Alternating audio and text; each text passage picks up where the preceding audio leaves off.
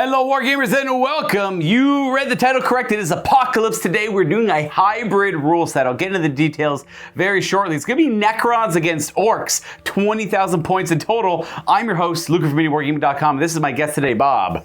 Hello, from Frisco, Texas. Been on the road for about a month doing 40K all around the United States and ending up here in Mini Wargaming Mecca. And that is going to cap off his trip with a giant apocalypse game using a rule set we haven't really played in 20 years. Always fun. Always fun. We play and call it work.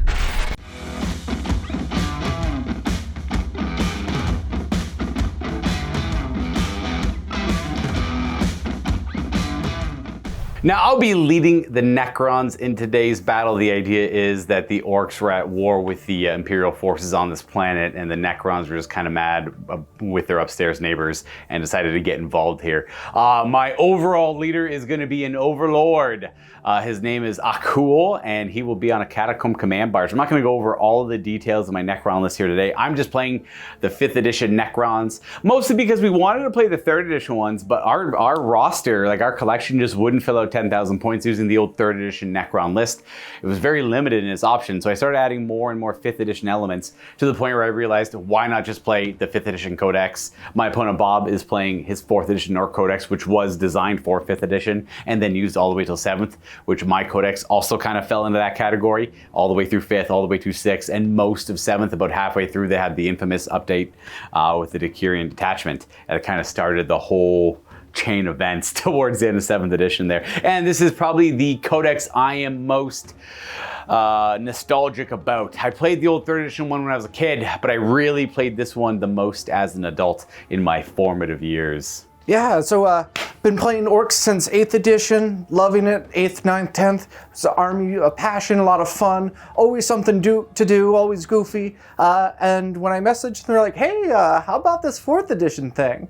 Oh, let's find out. I always love playing older editions, and it's going to be glorious. All the punching and all the shooting. Now our mission is all about Dominion. This is an apocalypse level battle, and there's going to be 2 major fronts, one on the surface of the planet and one deeper in the tomb complex, though connected by one critical Necron device in the middle of both the tables. Unfortunately, the device on the surface has been damaged by the human excavations that the Necrons had wiped out, but I'll get into further details about that later and how that's going to interact with the battle. Winning the battle is quite simple. You want to try to win both battlefronts. If you win on one table and lose on the other, the battle is unfortunately a stalemate, and both forces will retreat and come to heads later. Now, there will be a tiebreaker just in case that needs to come up, and it might, you never know. Now, for the surface level battlefield, you all want to control 75% of the board. It's going to be divided into 4 sectors: your deployment zone, your opponent's deployment zone, and 2 no man land sectors.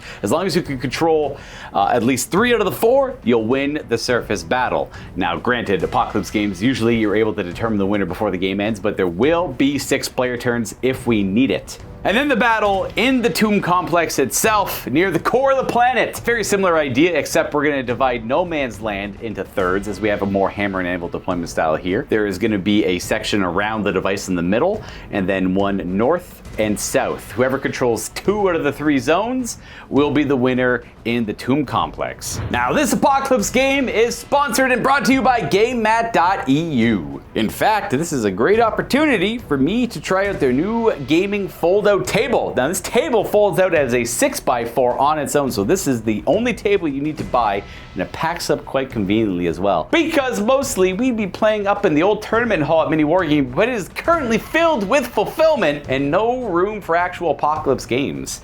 Luckily, this table is very convenient and works perfectly. And both tables will have a GameMat.eu battle ready mat on top of it. In fact, we had a hard time determining which side we want to use for the surface because they come double-sided. And if you're having a hard time between 2 prints, well, slap them together on the same mat and get that one. On the surface, we'll be using all of their terrain from GameMat.eu. In fact, this is several of their sets that I like to combine together, as a lot of their stuff can intermingle quite nicely. You can go check out their stuff by looking at the description down below. Any terrain you get from GameMat.eu is ready to rip out of the box, put on the table, and deploy your units and roll dice. It's all battle ready and comes pre-painted. Obviously, we don't want to tie in such a grand battle, so we're going to have a couple of secondaries to come into play just in case. Now, this doesn't mean that if it's a tie on the surface and in the tomb, that the secondary means they all of a sudden win the battle. It just means that they kind of struck a deeper blow to the enemy while both are going to have to go back and lick their wounds, because obviously the battle was not determined. We have Ghazghkull Magurk Thraka leading the entire orc force here. And on this side, we have Nemesor Akul of the Ur dynasty on his barge, who is, he's essentially the general the Pharaoh sends into war, as this dynasty's Pharaoh does not fight his own battles, but his Nemesor, his main Nemesor does. And using the 5th edition rules, I was able to bring together a full royal court to follow this Nemesor into battle. So I have 5 Necron lords and 5 cryptechs with different disciplines. And failing that, say Ghazghkull goes down in this battle and the Nemesor Akul also goes down, we're going to let the top table here dictate the overall winner, because we have all the heavy hitters up here. There's 3 Stompas and a giant squig, and then there's a Necron pylon with a pair of monoliths and a tesseract vault. So whoever has the most of those 4 standing will then be the winner if somehow it's a tie on the top and the ground and both the warlords are dead. And then hypothetically, just in case all of those are destroyed on both sides, or it's also a tie on that, whoever controls the freaking Necron device attaching the top and bottom table will then be the tertiary winner. There's got to be a winner, so that'll be the 3rd tiebreaker, I guess, just to throw it in there. A quick narrative before we get to the action here. Ghazghkull, of course, leading a war, as Ghazghkull does, across the void, came across a small Imperial navy that retreated to this planet. Obviously wiped out the navy, no problem, and the Imperial forces were in a constant fighting retreat as Ghazghull's forces led a planetary strike and kind of quickly dealt with them. And this was the area they were retreating to, and by the time they got here, the human forces were all but gone. Obviously, Ghazghkull expected much more of a final stand, as the humans love doing final stands. And he's actually quite disappointed, though on the plus side, they immediately came across Necron forces that seemed to wipe out the humans, as the battle between the orcs and the humans disturbed the Necron forces. Now, this dynasty on this planet was already well awake and established in the tomb complex. They're just kind of getting themselves ready and all that. So Nemesor Akul here decided to marshal some forces, come to the surface and figure out what's going on. And they figured, oh, there's quite a bit of orcs here, so we might as well kind of spin everything up and get everything ready to go. So monoliths started materializing, pylon network started waking up, and Ghazghkull was more than happy just to shrug and continue the momentum he had against the humans right into the Necron lines. And a lot of the orc forces have found themselves into the tomb complexes down below, because they were messing with this when they got here.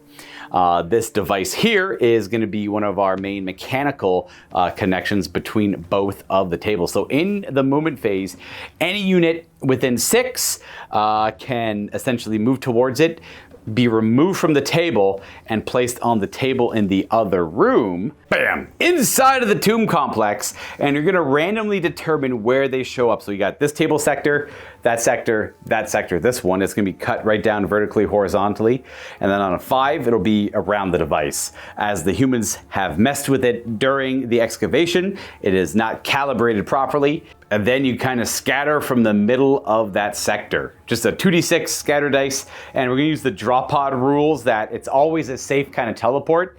That way we don't have to be worried or apprehensive about using it, because if there is dangerous deep striking, everything will probably die, as this is littered in units. So if you deep struck right here in the middle of this orc bike unit, you would be shunted to the next safest area, and then following all the normal rules for deep striking in that turn. So no charging, you can still shoot.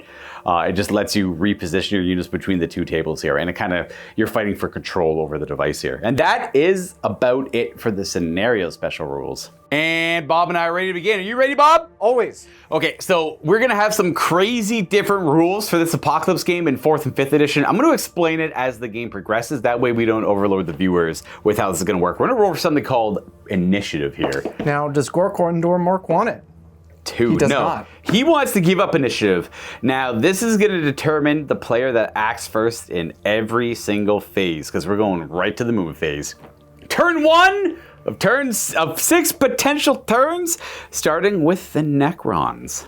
As the initiative player with Necrons, I will take the honors and move first in the movement phase, which means I will be moving all of my units, and then we'll go to the bottom half of the movement phase, where Bob is going to move all of his units. And we're going to be repeating this for the shooting phase as well, and I'll explain how that's going to work as we get there.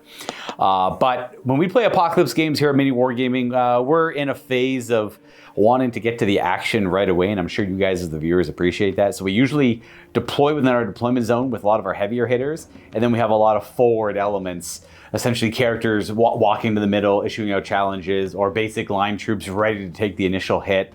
Effectively, the first turn of the game has already been played, and these are where our units ended up moving to after the first turn, and then the rest of the reserves coming on the board.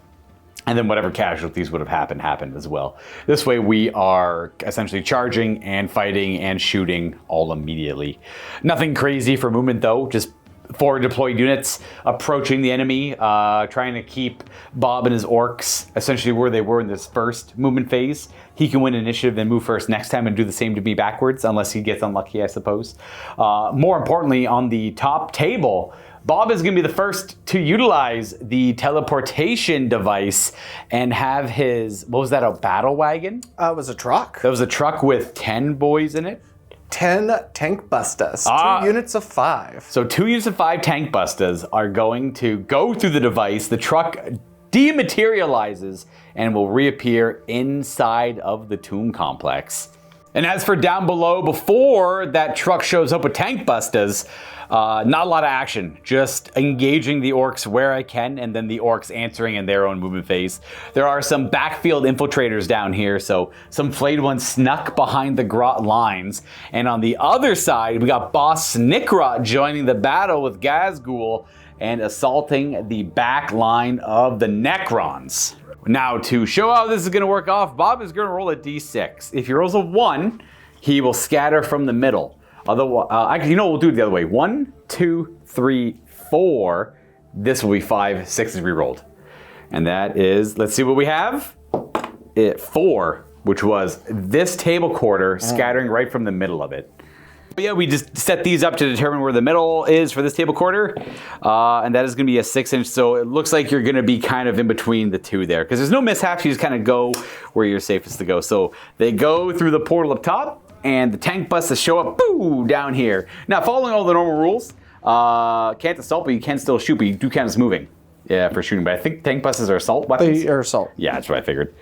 And of course, trucks are all open top, so you can just, every model can disembark from wherever and shoot from wherever they want there as well. But they're orcs, so they hit on 5s. Yep.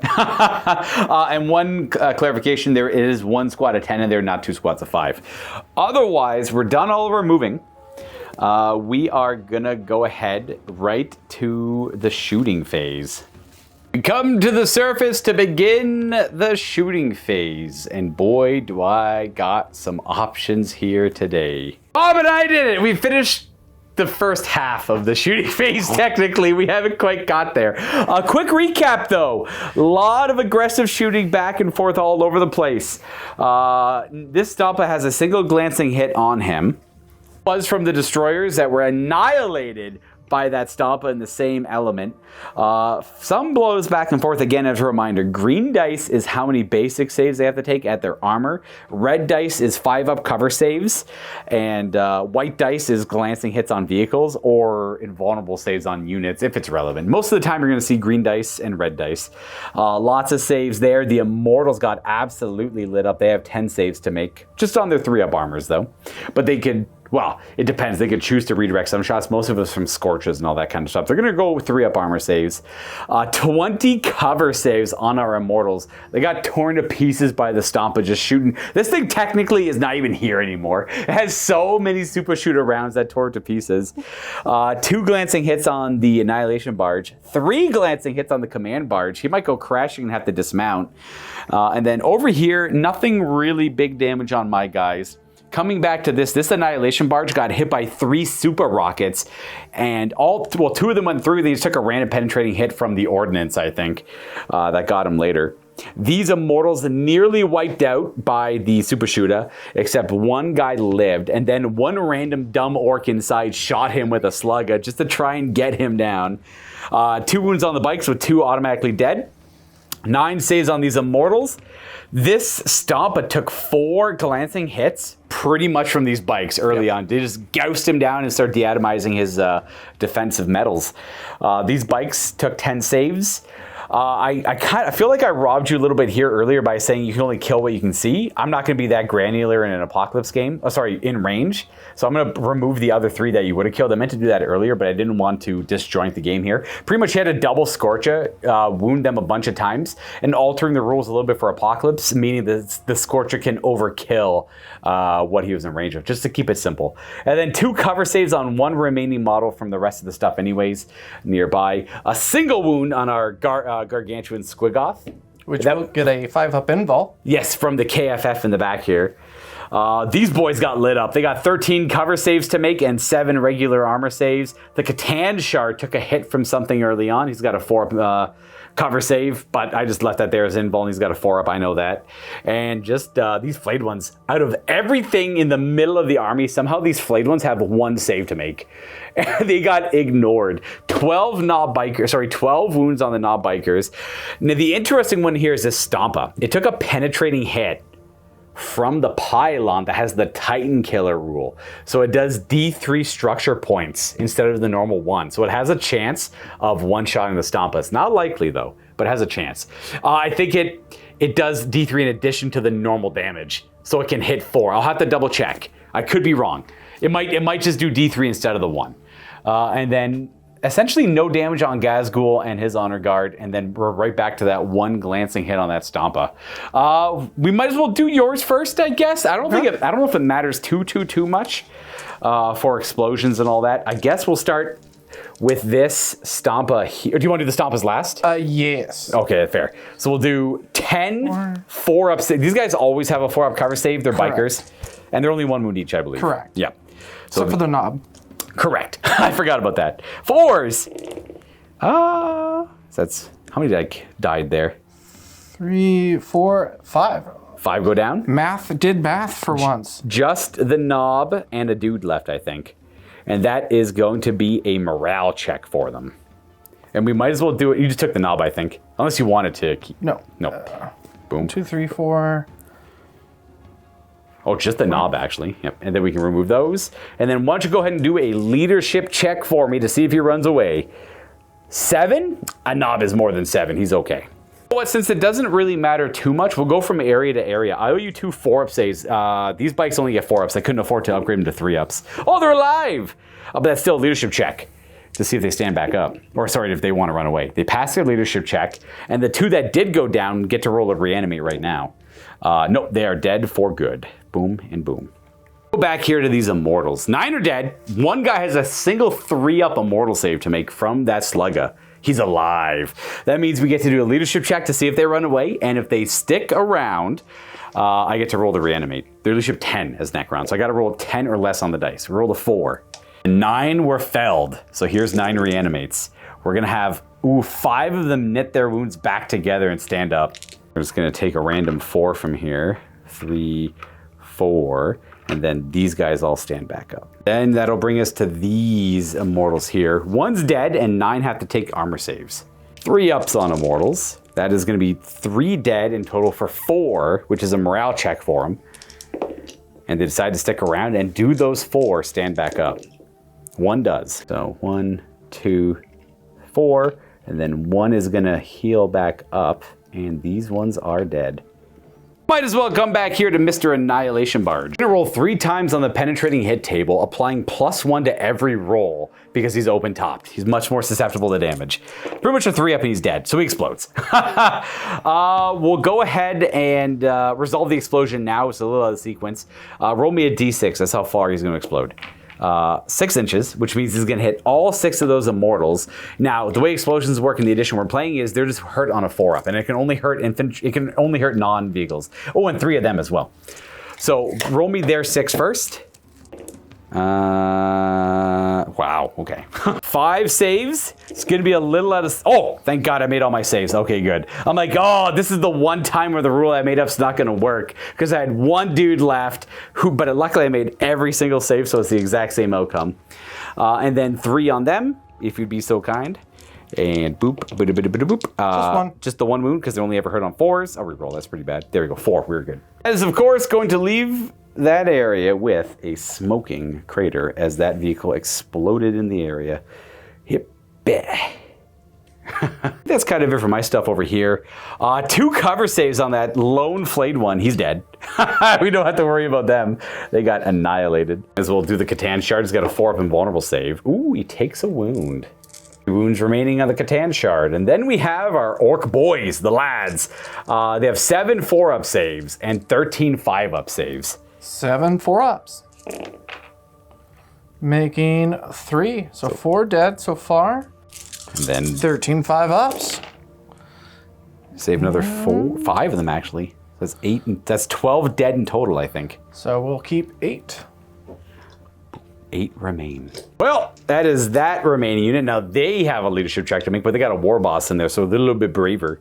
Rolling an 8, they're okay, they don't care. boyz, we have a custom force field save on the gargantuan squig there. Can we see the orc? Oh, does Mork or Gork watch over him? He does? No damage on the gargantuan. No hurting Squee. Let me move to the really big one. Does the KFF stop the Titan killer shot from the pylon?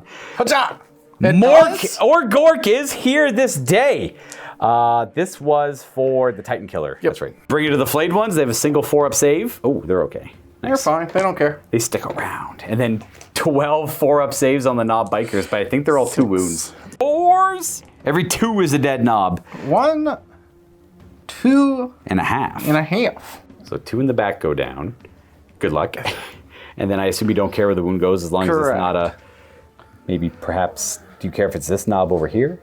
Let's do it in the back just so it's not a knob. Yeah. Oh, I guess they're all. They're all knobs. And that was 1, 2, 3, 4, 5. 2 out of 7 does not become a quarter, so you're A-okay on morale.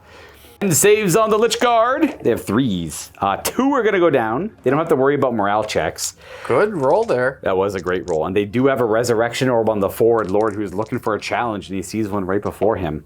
1 will stand back up, so we'll just take 1 out of there. And they're A-okay. For these Storm Boys, they took 10 wounding hits from this Necron warrior unit with Gauss Flayers. That's just 10 dead because they're AP 5. So no cover for the Storm Boys. They jump to their death.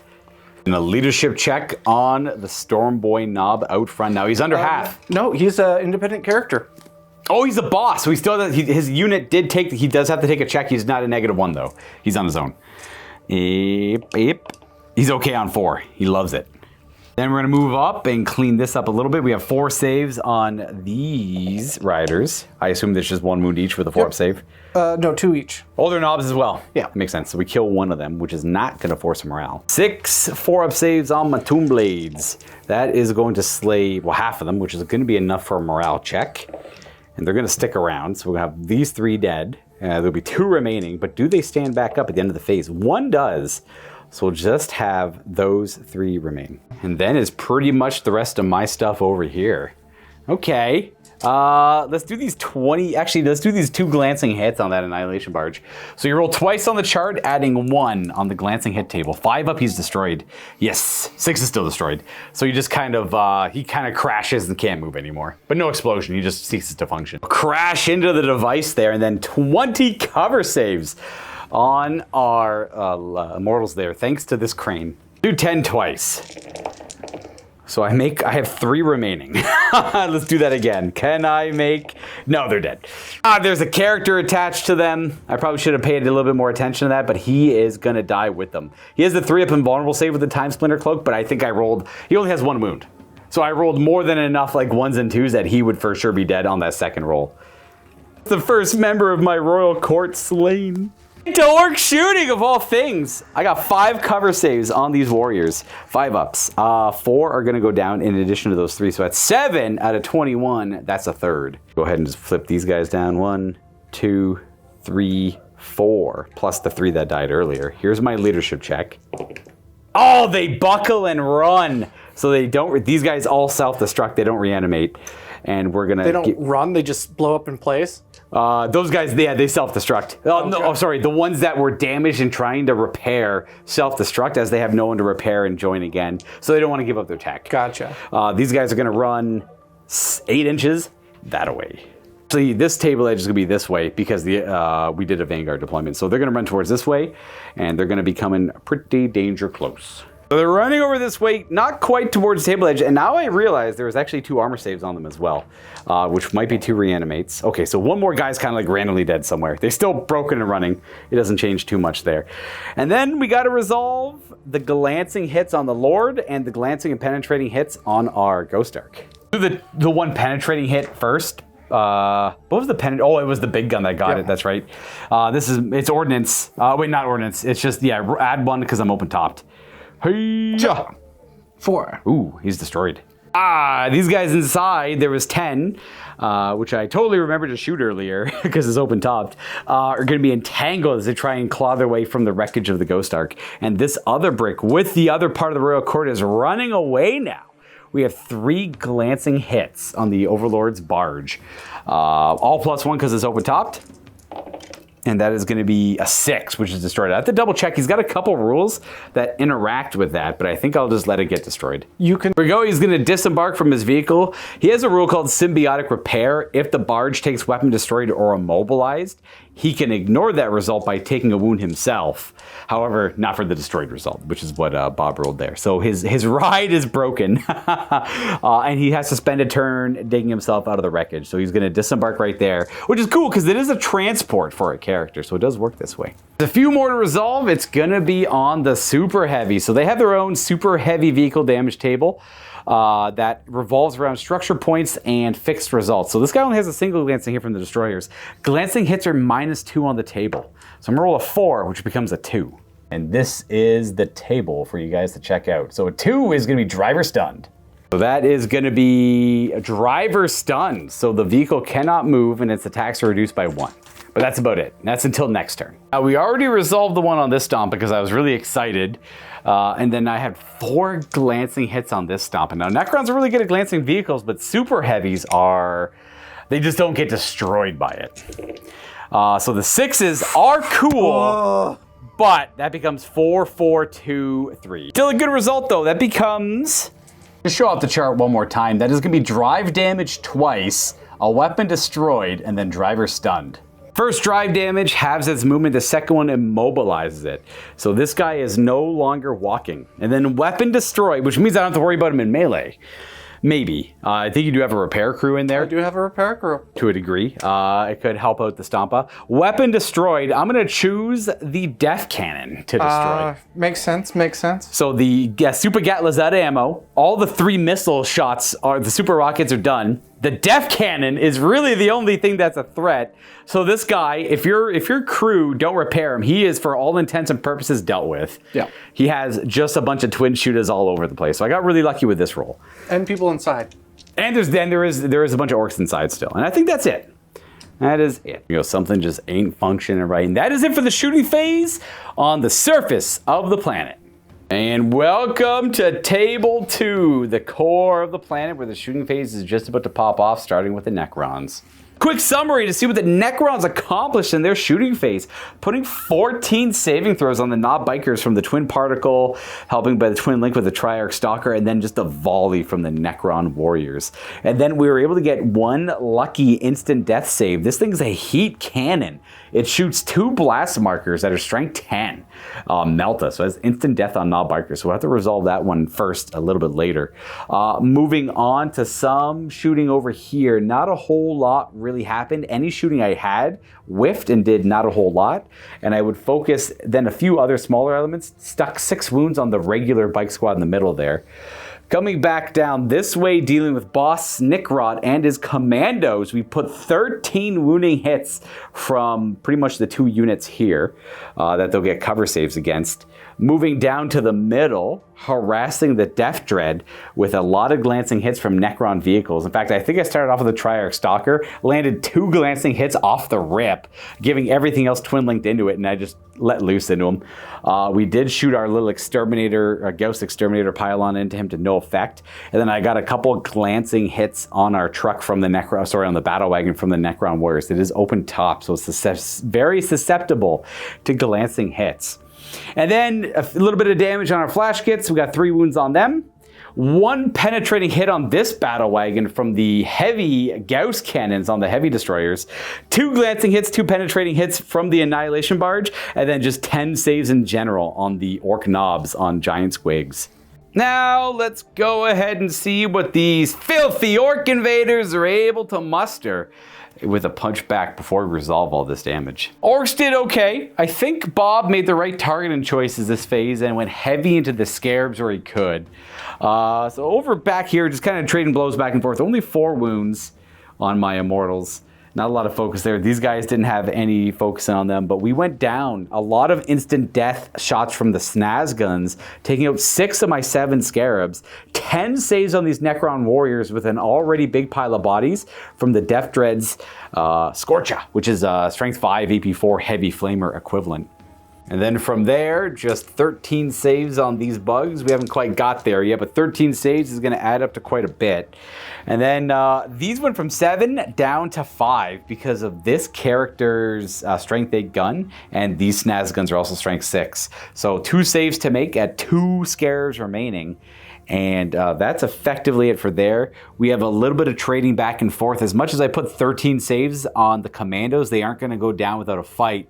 They put 4 saves and 1 with cover back at the destroyers. And then the grots have a fun time back here, just kind of shooting at the flayed ones with the grot blaster, sticking a couple wounds there. And that's kind of it. We're going to go ahead and resolve the cleanup. I have initiative, so I'll choose the order it happens in if anything gets relevant, but otherwise we're just going to kind of start here, and we're just going to work our way to the other side of the board, and then we'll resolve Snickrot and his commandos at the end there, I guess. Garibs have a 5-up save. Fail both. 3 wounds each, so we'll have a wound on that guy and a wound on this guy and a wound on that spider from earlier. Just to point out for anyone curious, canoptic units do not get to reanimate in these older editions. That was like a Necron infantry thing only. 14 cover saves on Knob Bikers, and then 1 that instant death cover save. So go, actually, what were these? Yeah. One, just go ahead and do 1 4-up from the instant death. Okay, can you grab me that dice? Right sorry, the important one. Yeah. No. Ooh. And they get cover saves because they're bikes. I was asking myself, where'd these cover saves come from? They're bikes, that's what they do. And then 14. Right here. And every 2 is a dead knob. Ooh. 1, 2, 3, 4, 5. So they are all dead. Even the knob, we're left with the Warboss, more mech, the weird big mech biker. See what his morale check looks like. 11? He's gonna turn and run 3d6 towards your short table edge back here. He is gonna be 11 inches back over this way. Turns out he doesn't have the metal to rush headlong into enemy lines like every other orc on this table apparently does. Some boss. These knobs had 3 cover saves on them. None of them are instant death, so they're just regular saves. You lose a knob and take a wound on another one. And it's coming up to my turn to make a save. 13 saves on scares. They only have 5-up armor. So that's 1 base dead, 2 bases dead, 3 bases dead. And then there's going to be another wound applied. Because we'll lose all 3 of these. And we kind of want to protect the spider a little bit. We're going to put a wound on this guy to have 2 left. Where's my... Should point out, we didn't talk about it earlier, but the weird boy in this unit, his psyche power didn't have an effect. We drew that at the start of the shooting phase per table for the orcs. He did pass his check though. Yeah. Anyways, Storm Boys. 2 cover saves on Storm Boys. Good. 1 dead Storm Boy. It's fine. All covers, yeah, 5-ups. 1 dead Storm Boy. No big deal. No morale check needed. 6 saves on the regular bikes. They're all 4-ups. They pretty much have a pseudo invulnerable save unless you ignore cover, like flamers. Oh, good roll. Only 1. 1 goes down. No need for a morale check. 4 2-up saves on Mega Knobs. Watch, I will fail all of these. No, do not will that into existence. You lose 1 Mega Knob. They're Mega Knobs. They should be 2 wounds. Yeah, they're 2 wounds each. No problem at all. Particle Whip, Smarticle Whip. 6 glancing hits on a Death Dread, though. Let's see what we get here. He's not open topped or anything, but we can essentially glance him to death. And he's 6, and that is a destroyed result on the glancing hit table. He is destroyed. Oh, he's got a crown of fire. Very good, very good. 2 glancing hits on the battle wagon. It is open top, so I add 1 to both these results, which means it's destroyed on a 5. And we got it to a 6. That will... I have to go double check the rules, actually, on a destroyed transport. I feel like my Necrons, I know they get entangled and stuff, but I have to double check that. My Necrons, I think I owe you some wounds on my Necrons upstairs. All right, so that is 21 lads being forced from the battle wagon who's now destroyed. They are going to be entangled, and I did forget, I owe this on my Necron warriors on the other side of the table. As they pull themselves from the burning wreckage, 50-50, they take a wound. So this is 4 ups to wound the 21 boyz. That's 20 dice. I'm just going to reroll that for the 21st model. Only 6 wounds on 21 4-ups. And then, do I get saves? Yep. Whatever your best save is, whatever save you want to take. 5. Ooh. So 6 9. 6 lads, eat it. But they're already entangled. They don't care about running away. I'm going to quickly resolve it for my Necron warriors on the other table. They would have taken 4 wounds. And they have a... Don't care. 4-up armor. Oh, they have a... And then... One of them cared. One of them did care. That is going to be one of these guys dead, as a reminder. Recover saves on the flash kits. 1 dies. They're 2 wounds each. They're effectively knobs with giant guns. The 10 Necron warriors over here. Well, the 10 saves I got to make. These are all 4-ups. That is going to be... That's about half. That's 5 more guys dead. And that's going to be 50, like pretty much 12 or 15 dead in the squad, so morale check. Oh, I seen that 6 and panicked. They pass. We're going to go ahead and lose some 5 dudes here. 3. That guy fell over conveniently for me. 4, 5. If I could pick him up with my left hand. That leaves me with 6 guys, so I guess I lost 14. Not joined by a resurrection orb, so the 4s will not work here. We're going to get... Ooh, we would have got 2 guys back, though. 4 stand back up. Take from this convenient pile of the dead. You stand up. You stand up. You and you. There you go. Boom. Necrons and Apocalypse. Over here. Oh, yeah. All the way over here. The Grot Blasters put a couple wounds on my flayed ones. They just have 4-up armor and a reanimate. 1 flayed one died. Blech. The flayed ones, we come to the Canoptic Rays. They all have phase shifters as they phase in and out of existence. That is going to be 10 3-up invulnerable saves. They don't get reanimate, but they do have 2 wounds each. One of the rare units actually has 2 wounds in this edition, other than, you know, all the knobs you have. 1 Wraith is going to eat it. Blech. The glorious penetrating hit from the Heavy Destroyer, who rolled a 6 earlier. I remember that. +1 of the chart, because you're open-topped. He is destroyed on a... 4 is destroyed on penetrating hits. So it's the same thing happens to them. I assume there's 20 dudes in there? Yep, so they die. No. I never play that rule. I always just... They always make room for them. And to see how many of them take wounds, there's 21. Not many. 4? 5. Boom, that is it. Not that I don't like to use the rule that they can't be placed, they're dead. It's like I like to be very loose with it and not punish it too much. Anyways, they are unfortunately entangled, and a few of them... Oh, you did have 5 saves to make, 5 armor saves. All right, 4 die. So as they try to dig themselves out of the burning rubble. Didn't put 5 down. We're just going to put 1 guy down there. And that is going to bring us to the last few over here. I'll do my 4 immortals first to get them out of the way. They have 3-up armor saves. Yep. 2 will go down, and do they stand back up? 1 does. So we'll go ahead and bloop. This guy's probably dead. He had 2 glancing hits, 2 penetrating hits. He is open top here. The penetrating hits. 5 up, he explodes. He does explode. I'll say it does. I'll try to honor the order it all happened in. He would have exploded before that thing resolved, so it can only hurt these 2 units here on the explosion. 3. So everything Just within me. 3 inches. Well, I'll say 2 of my guys are probably hit. Okay. Don't need to measure it. 4 is to wound my guys. And armor. My guy's okay. And then you were probably hit 4 times on your guys here. On 4s. And 2 wounds that just go to save. 1 knob dies to the explosion from the track. And then the other 10. Oh, and then 10 additional saves that are 4-ups, which is every 2 slays 1. 1, 2, 3. That is the group. Oh, and we're left with a boss. Nope. Oh, because 1 just died earlier from the explosion. That's right. Oh my goodness, you are being hard stopped by the Necrons under the surface of the planet in the tomb. And just some saves over here. These guys don't have stealth, so they just have the regular 5-up cover save. And there's 13 of them to make. 6, 9, 10. Yeah, 10 at a time. Thank you. Passing 3, so, well, 4 even. Only 6 guys die, I think. And 3 additional ones. One more. Oh, 7 die. That's not so bad. Leaving Boss Nickrot and 3 dudes, I guess. And you get 14 back. Oh, sorry. One cover and 3 regular yeah. saves. Yep. So here's my 4 regular saves that you forced. That's going to kill 2 destroyers. And then the 1 cover save, which will kill a 3rd one. And that'll be enough for a morale check.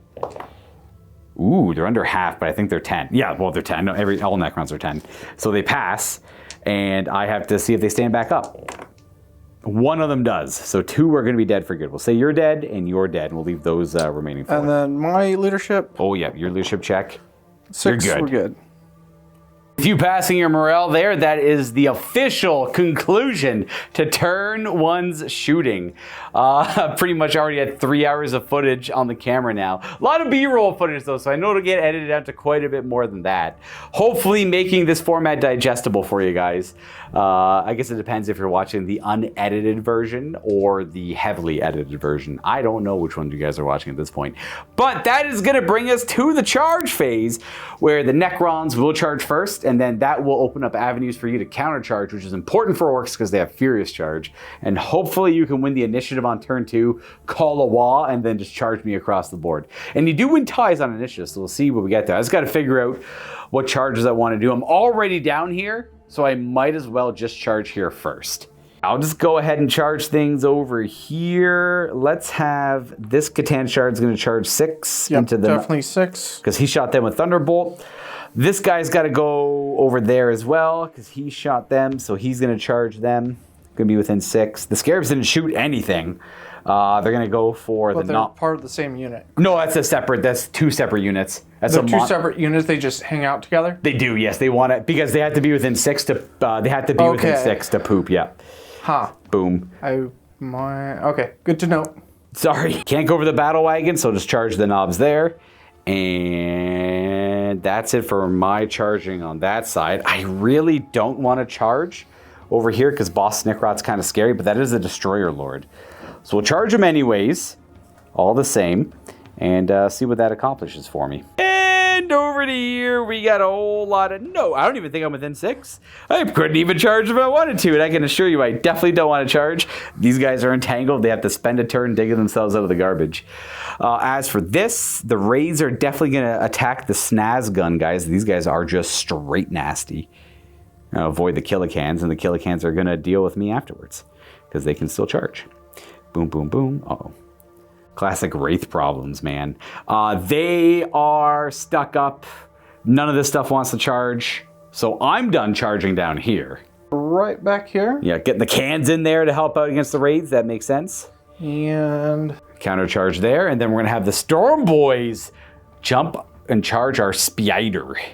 Let's see if they got what it takes to deal with them. Double checking the death roll. It's a tank shocking, so movement phase. So next movement phase, this guy can just roll through things and force his way through. They're stuck. They're stuck. That's me down here. All right, charging down here is finished. And coming to the surface of the battlefield, I dictate charges up here as well. I guess we're just gonna go for these boys here with the Catan Shard. Flayed ones are gonna go for the Knob Bike Squad to see what they can get done with them.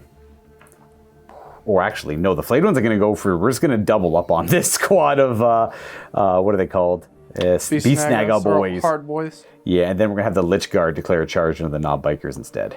Now, these Lich Guard are going to have to go through terrain because they're going to have to vault over stuff. They'll go 2. 2. It's not great, but it doesn't hurt, I guess. Anything I would have rolled would have worked, I suppose. It's just fun to use the rules. Boom, boom, and then something like that. Come. They're all good in one way or another. It reminded me, he has to take a wound on a 4-up because he got disembarked from a vehicle. So he's not charging. They're not charging. I mean, I might as well charge to deny you. I think my guys are dead. I think my guys are dead either way. It's a Warboss. We're going to have this Warboss? Yeah, essentially. Is that the Vulture? He's the named Vulture. Yeah. That's the Vulture over there charging the Lich Guard. Initiative 6. He's a fast boy. Does he have a claw? So he could strike with his claw or his feet. He's got the little vulture feet. That's right, yeah.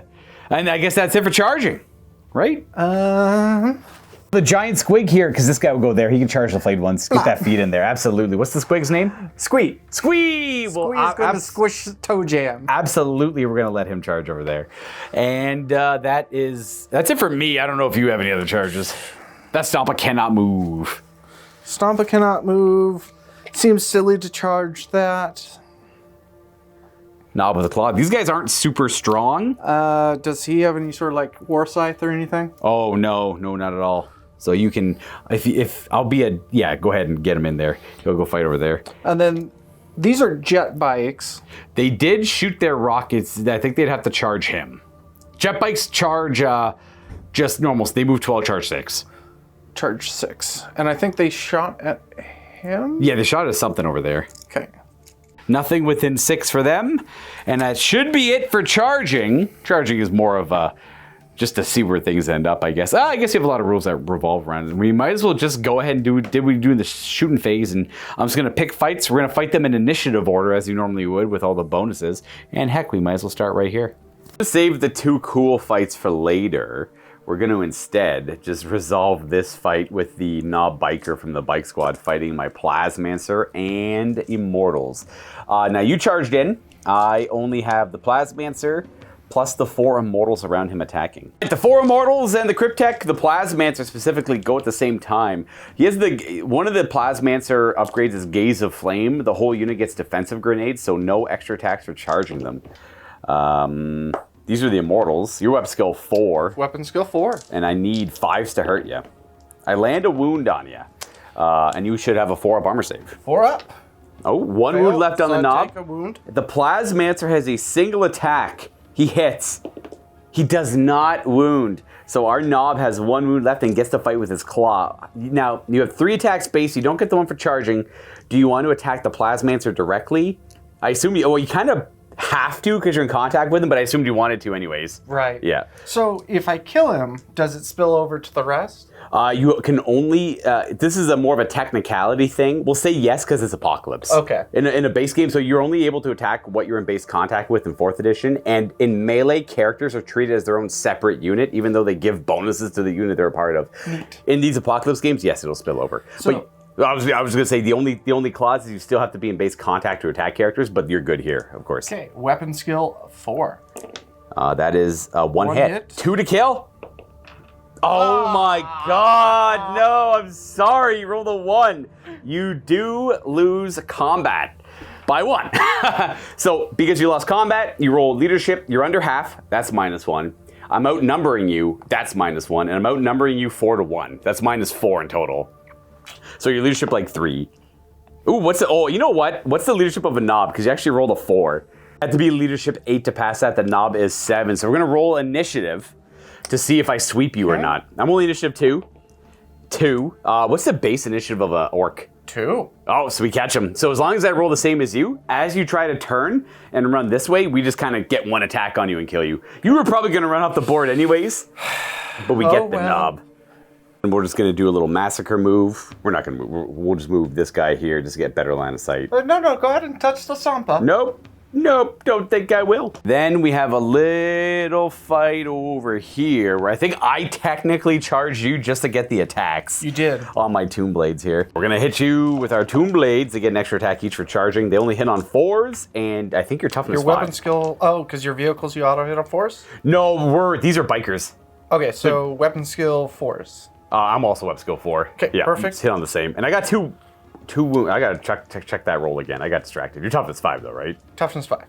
And 4 saves. The 5s were legit.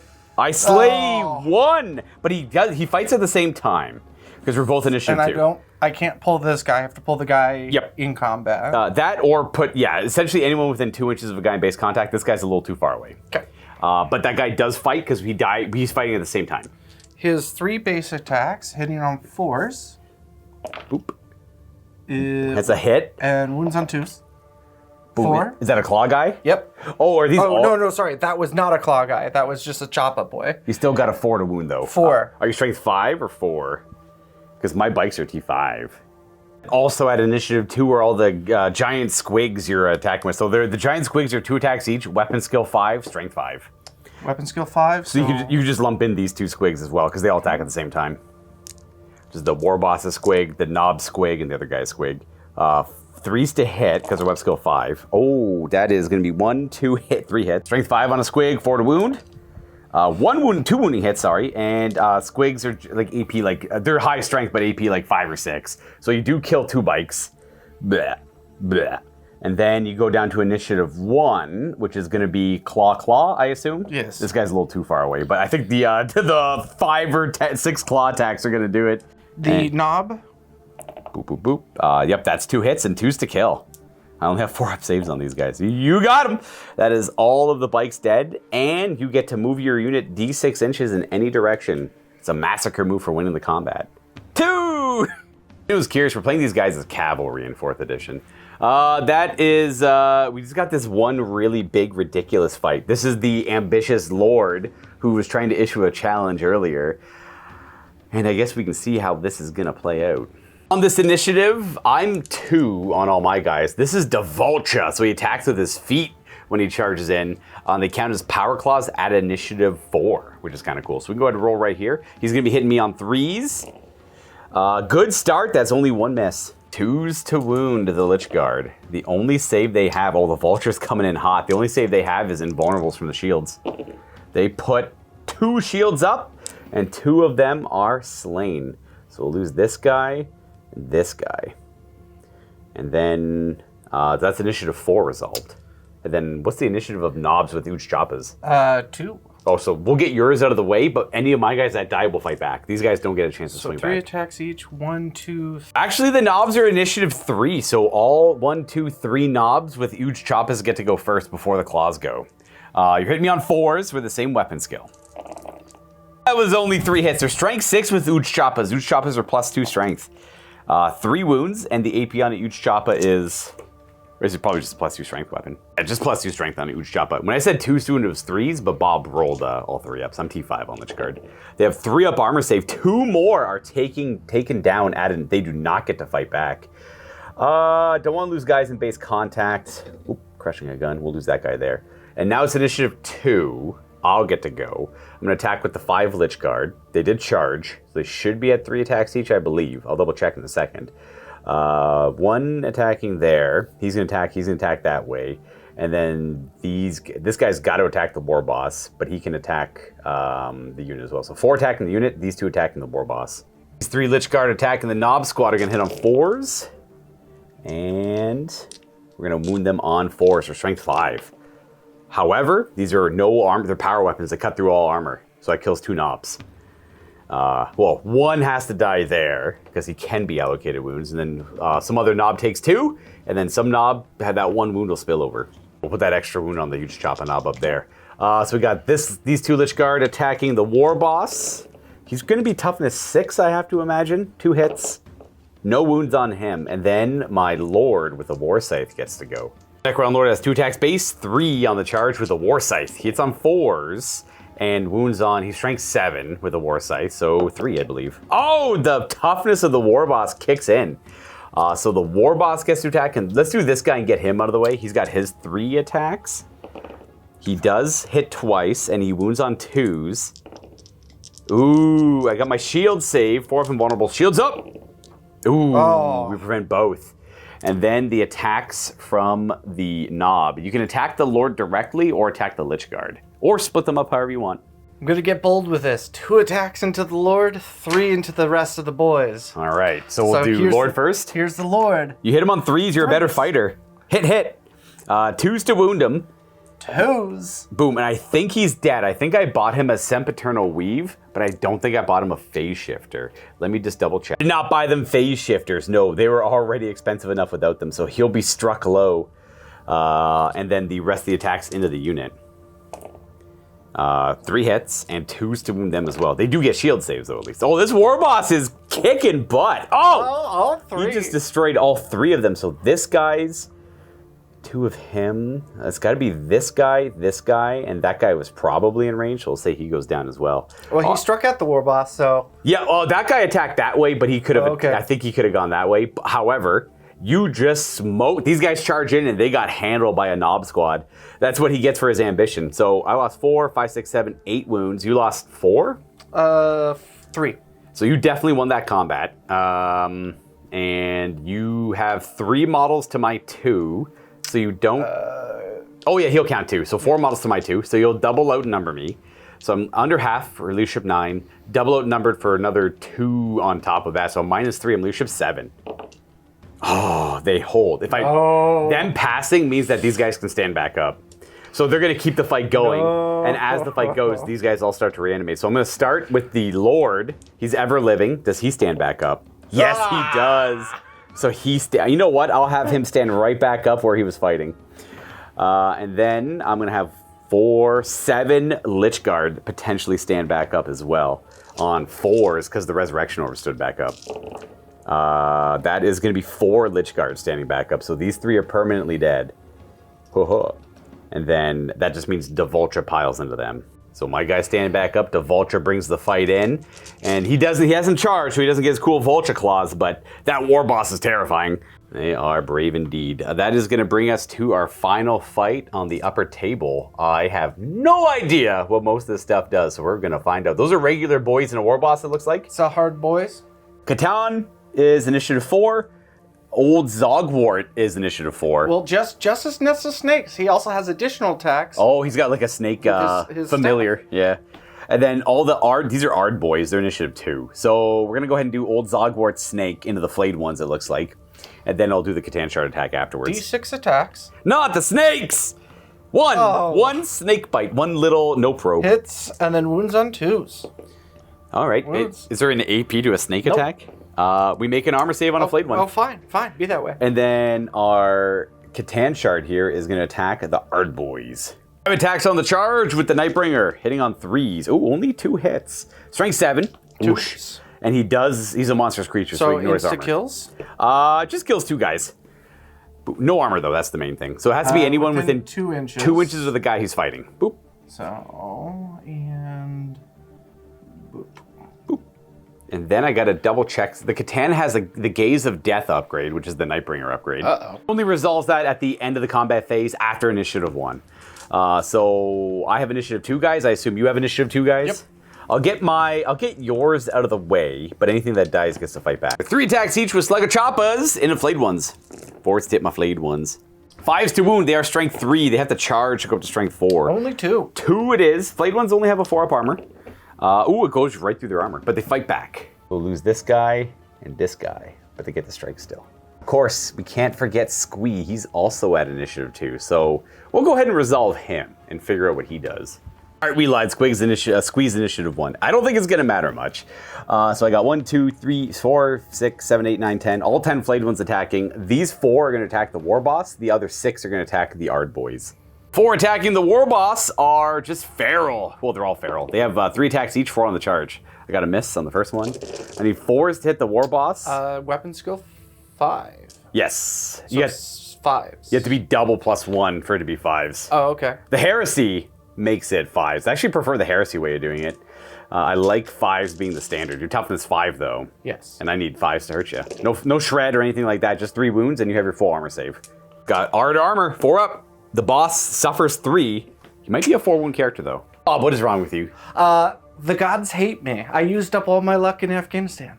That's a good touch.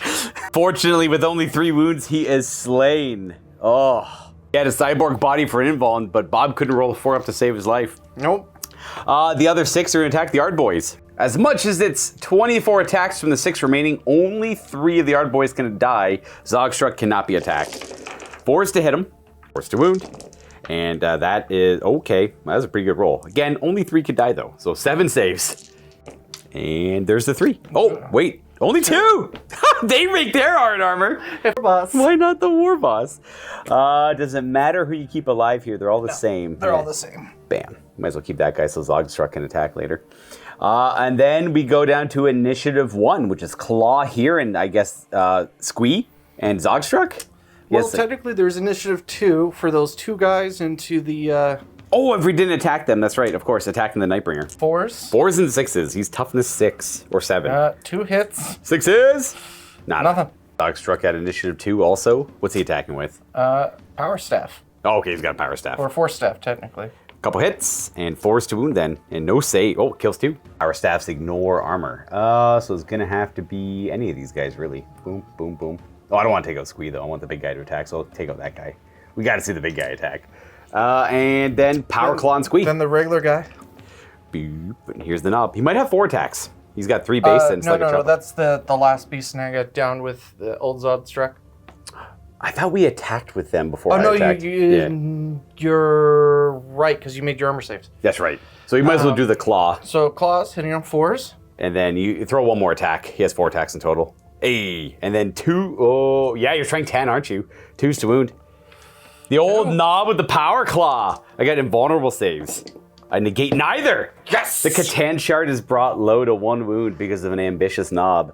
And then we get to figure out what Squee does, as he's going to stomp all over. He can only kill 2 models, it looks like, but it'll be a glorious showing of 2 models killed. Got 4 attacks base, but when he charges, he gets up to 6 because he's got big tusks. 4s. Yeah, he's only weapon skill 2. 2s to kill, so he just absolutely smokes him on 2s. Hey, got him. 4. So only the 2? He can only kill the 2, but he kills the crap out of them. And then that's kind of it for combat. Now we have to figure out the resolution. This one's gonna be a little more complicated. I did 3 wounds to the Warboss, and 4 Ardboys went down. That saving throw on the Ardboys was a big deal, so I got a total of 7 wounds. You killed 6 of my flayed ones, and this knob stuck 2 wounds for a total of 8, meaning the Orks won this combat. Now, he's fearless. They are not. I lost the combat. They're under half strength.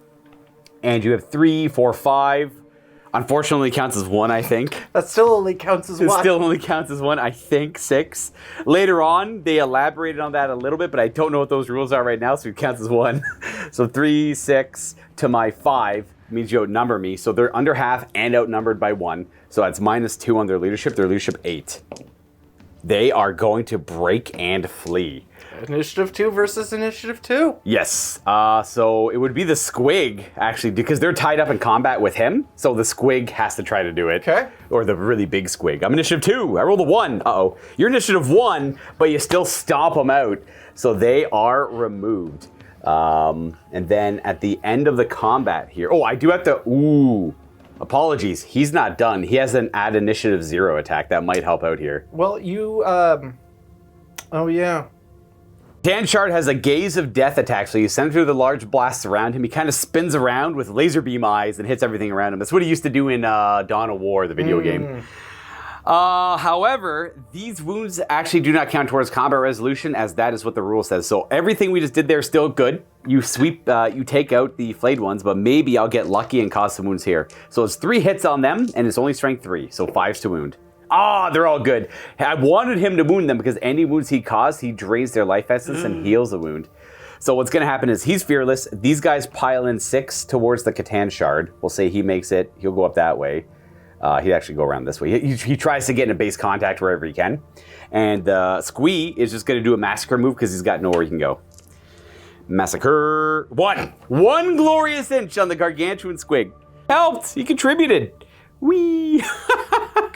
Hello, big boy. And that is the resolution on the surface. So the combats didn't go as well as I was hoping they would. I'm very glad that I was able to bounce back and have another go over there. I thought I was going to hard win the one in the middle here. It turns out I lost my flayed ones, and my Catan shard is going to buckle in this upcoming turn, I think. That brings us to the tombs. We have a few fights to resolve here. The Canoptic Rays against the Killicans and the Flash Gits.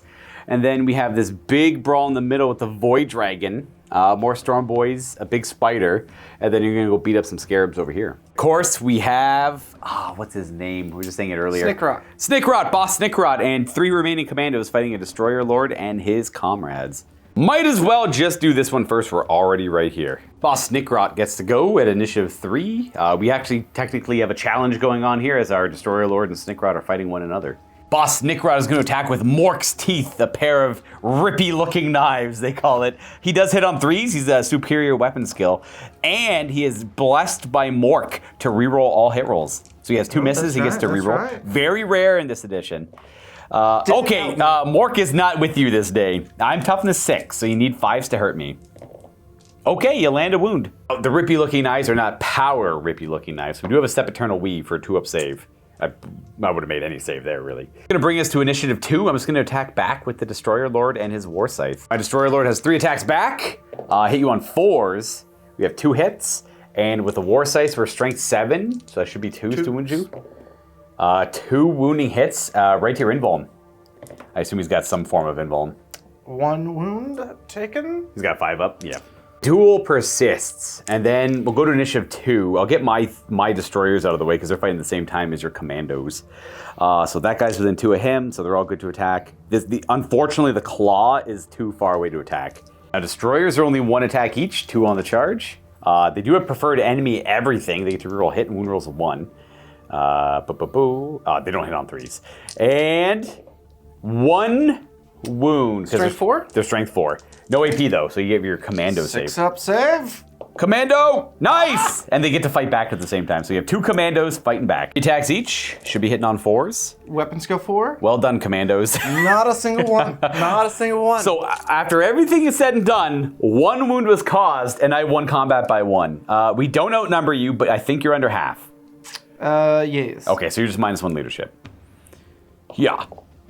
Snickrod's probably 9. Oh, boss, Snickrod is leadership 8. So they, because they're under half, they're -1 to their leadership. We roll initiative. You're 3. I'm 2. Ooh. If you roll 5 or 6, you get away. Nope. Unfortunately, boss Snickrod he's a named character. He's not dead. He skulks away and abandons the battlefield. These guys probably you get could pay cut. attention to these guys. I'm leaving. They go away. Unfortunately, because the claw was too far away, he was not able to contribute to the fight. The massacre move. Just a 3-inch move. We're going to end up around here. They are ready. They have defended the backfield and the heavy weapons. We are going to bring the fight over to here. I'm going to be honest. I'm just going to pick. These are all huge choppas attacking before me. These are all instant death.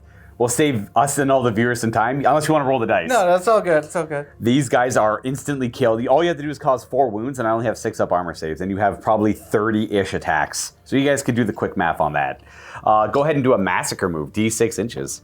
3. There you go. All right, that's where they end up. I think we're left with these 2 pretty complicated fights. These killicans charge into my raids, and the raids charge into the flash gits. So initiative. Canoptic wraiths have an upgrade called whip coils. Any enemy in base contact with them, initiative is always set to 1. Oh. But these 2 cans in the back get to fight because they're not in base contact.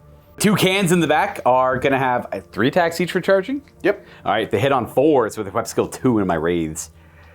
Whoosh. Oh, good roll. 2s to wound because they have dreadnought close combat weapons or strength 10. And then these are instant. I think my raids are T5. These are instant death. However, my raids have phase shifters, so they always phase in and out of existence when they're attacked. 3 up invulnerable save. You kill 2 of my raids before they get to fight. Oof. That is a huge hit from the cans. And then I have 3 wraiths left. They don't have reanimate either, so I got to keep that in mind. I'm going to put all the attacks in the. And then initiative 2. The flash gits are initiative 3. The ones in base contact are 1, so these 2 get to attack before the raids. And they're going to hit on 4s. And their strength. Strength 4. 4s to wound. Yeah. 4. Ooh, nice. These wraiths chose the wrong fight, clearly. That's a wound on a wraith. All right, and then the wraiths get to go. 1's going to attack this can. 2 are going to attack the flash gits. These are 3 attacks each. On the charge 4, we're going to attack the can there. Front armor 11. Front armor 11. All right, so we hit the can twice. We're strength 6. They have rending, so if I roll a 6, I roll an additional d6 to add to it. So that's 9. That's not going to do anything. That's a pen already, so I don't have to add anything to it. So 1 penetrating hit specifically on that killican, and it's going to... Oh, nothing too bad. Double check that in a second. I think it's just shaken. And then the 2 remaining wraiths attacking at 4 attacks each into the flash gits. 4s, and I think your toughness 5, maybe? So 3s? Oh, I should have looked at that.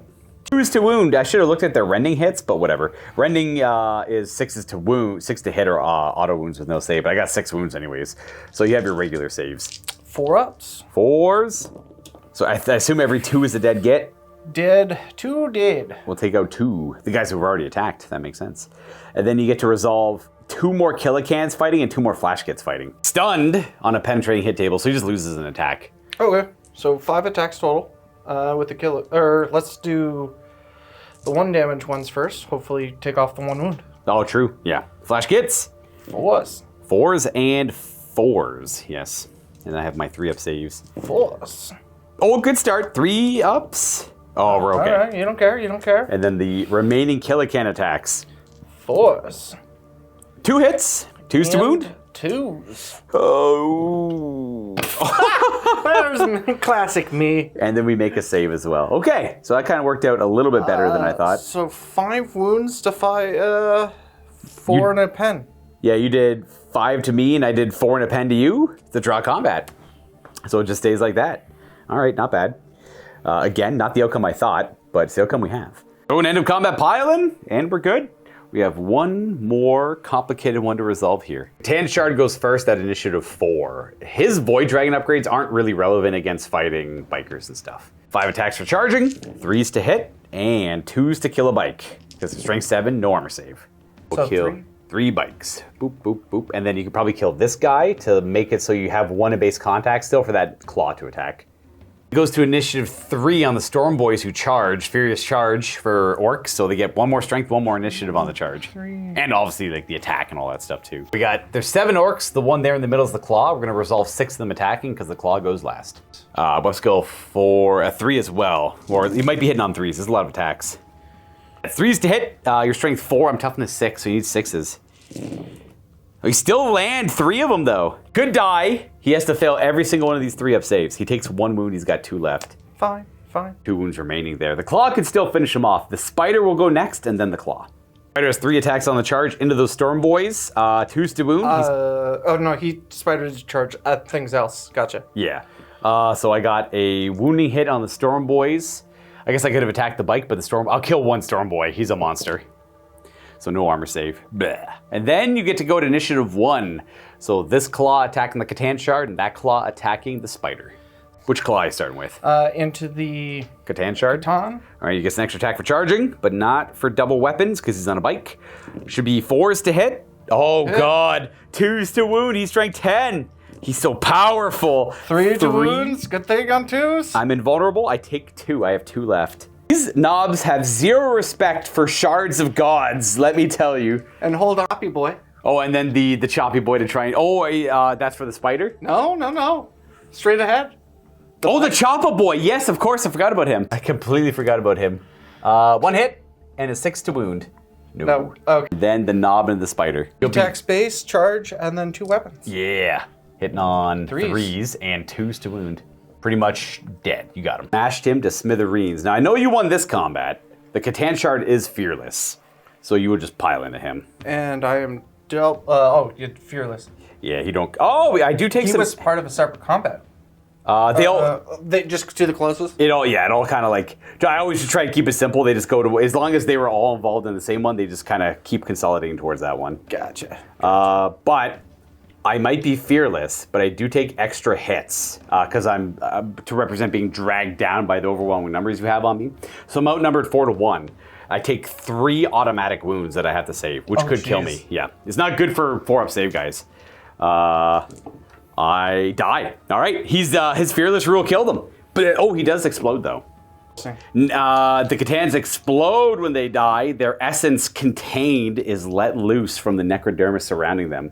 Every model within D6 inches will take a strength 4 hit. 2 inches. Now these guys are... I shouldn't have moved the models. I'm just going to say it was just like... There was like maybe 4 boys and 1 bike. They were here attacking, so it would only have been the bike. Just the 1 bike, yeah. There was no one... Was there no one attacking him? No, because they moved the full 6 to get to him. Oh, because they killed the Spider, that's right. Yeah, so it was only the 1 bike. He's not wounded, so everything is good. They get to move in any direction they want. They don't actually have to pile into him, so I'll let you figure out where you want them to go. Yeah, that works. They still keep going forward. That works for me, too. That's how you deal with Star Gods. Well done, lads. Well done. Dang. I'll miss him. But I got the cool Lich Guard unit coming up afterwards, so they can scrap pretty well, too. And that is the official end of round 1 there, everybody. Round 1, guys. So many more to go. On to round 2. I suspect usually Apocalypse games only ever play 3 rounds because it's there's a clear defined winner at that point because it's so volatile. However, time will tell. And before we get to the second round of this Apocalypse game, I want to let you guys all know that me and Bob record a post-game after this Apocalypse. This is Bob's first experience with 4th edition. We might as well do Apocalypse, of course. Why wouldn't we? Go big, go home. Yeah, go big or go home. We brought 3 Stompas, so he went big. But he ain't going home yet. We got a lot of Apocalypse to play. Technically recording this at the end of the game, but for you guys, you're only on round 2, I think, if Michael did his job correctly. Otherwise, come check it out. It's for our paying members, for our Vault members on YouTube or Vault members on the website. We talk shop, we talk Apocalypse, we talk philosophy of Warhammer 40K. I'd love to see you guys there. Thank you very much. Enjoy the rest of the show. As we go to the second round, I was the initiative player last time. I think it's only fair just to pass it off to you instead of rolling. We're only going to be playing a handful of rounds anyways. The initiative back and forth with a roll mechanic works better when you're playing like 9 to 10 rounds, so it changes hands quite a bit. But that means at the start of the movement phase, we have a couple things to resolve. The first one, namely being a Wah. Yeah, you know, guys know what time it is. It's Wah time. So, ready? That is going to affect obviously the Wah will resonate down to the core as well. We're not Ghazghkull's Wah, just the typical Orc Wah. You can only Wah on turn 2. It pretty much gives all infantry the ability to move in the movement and the shooting phase instead of shooting and declare charges. So they can all run and charge. It's called the fleet rule. Save you guys all the time on the movement. We're going to show you the before and after and show any notable things. Well, to no one's surprise, the Orcs in the battle wagon start digging themselves out of the battle wagon this turn. They cannot move, shoot, or charge. These knobs push up against the Necron warriors and the Immortals, whereas the Storm Boys and these knobs have all moved right up into my line. They're not quite in combat, they're just an inch away, but they're ready to engage. A couple of things to actually show off here. We're going to try and rally our biker character. Is he 10? No, I don't think so. No. Fortunately, leadership 10, he's going to see 3d6 back towards that table edge. There's a chance he might be out of this game. Not yet, but it's going to be hard for him to get back in. A 7-inch move. That's his new home. And then we go to my movement down here. And the things I don't have anything to rally, but I do want to spawn spiders. So on a 2-up, they get a spider, or Canoptic Scarab Swarm. And over there on a 2-up, yes, no bad things happen, and we gain a scarab in both units. And we are gonna have to reposition ourselves and try to, take the brunt of this charge somewhere. My movement phase, the Necrons took this opportunity to try and keep the Orcs back on the flanks. These warriors reforming their ranks to eat the charge from the Knob squads and the Storm Boys coming up if I'm not able to deal with them with shooting attacks. The Triarch Stalker backing up a little bit to try and protect my heavy stuff on this side, repositioning a few of the vehicle elements, and then bringing in the reserves. So the Tomb Blades jump up, the Destroyers jump up, are reformed a lot of the ranks here, so they all kind of formed up to eat the charge so they can all fight back, moving some of the characters to the front of the ranks here. The Monolith backed up to make a little bit more room for the infantry to move about. And then I kind of have this flank locked down for now. That won't always be true, but I want to keep punishing it if I can. So we're going to have these Immortals just sit here and lay into them. But I'm committing no other firepower over here because I've aimed everything down this way. So these heavy destroyers are lined up to go deal with the Orc truck there, whereas everything else is just going to lay shots into the Mega Armor Boys. Or if I do really well against them, the boys that came out of the battle wagon there. And then we just kind of moved up our scarabs and spiders to deal with the cans. That's sort of it for the movement in the tomb. Let's go to the surface. For Orc movement on the surface, this one's engines are damaged, but we can go, it's the shooting phase you can repair it? Movement phase, I believe. It has a repair roll in the move, so it has a repair crew, which is a 75-point upgrade. This is pretty much like Mechs and Gretchen running around the inside of it. And we roll on a chart. A 3-up is the basic success. Well, so you pick a thing that you wanted to repair, and then on a 3+ for weapons, on a 5+ for structure points, things like that. Oh, you have to declare it beforehand. Okay. That's my understanding. So I'm going to try to repair the big gun there. The Death Cannon? The Death Cannon. I think that's that bit. I think that's the long one because this one shoots a lot of bullets. Yep. On a 3+. All right, good luck. Let's see the mechs. Yeah, we would have got a 5 too. So the Death Cannon is operational again. I'm going to remove that because the mechs stopped the fire, but his drives are scuffed. He can't move at all. Yep. So we can still fire. That's pretty good. Otherwise, I want to point out that that one can't move this turn, only this turn though. because it took driver stunned, I believe was the result.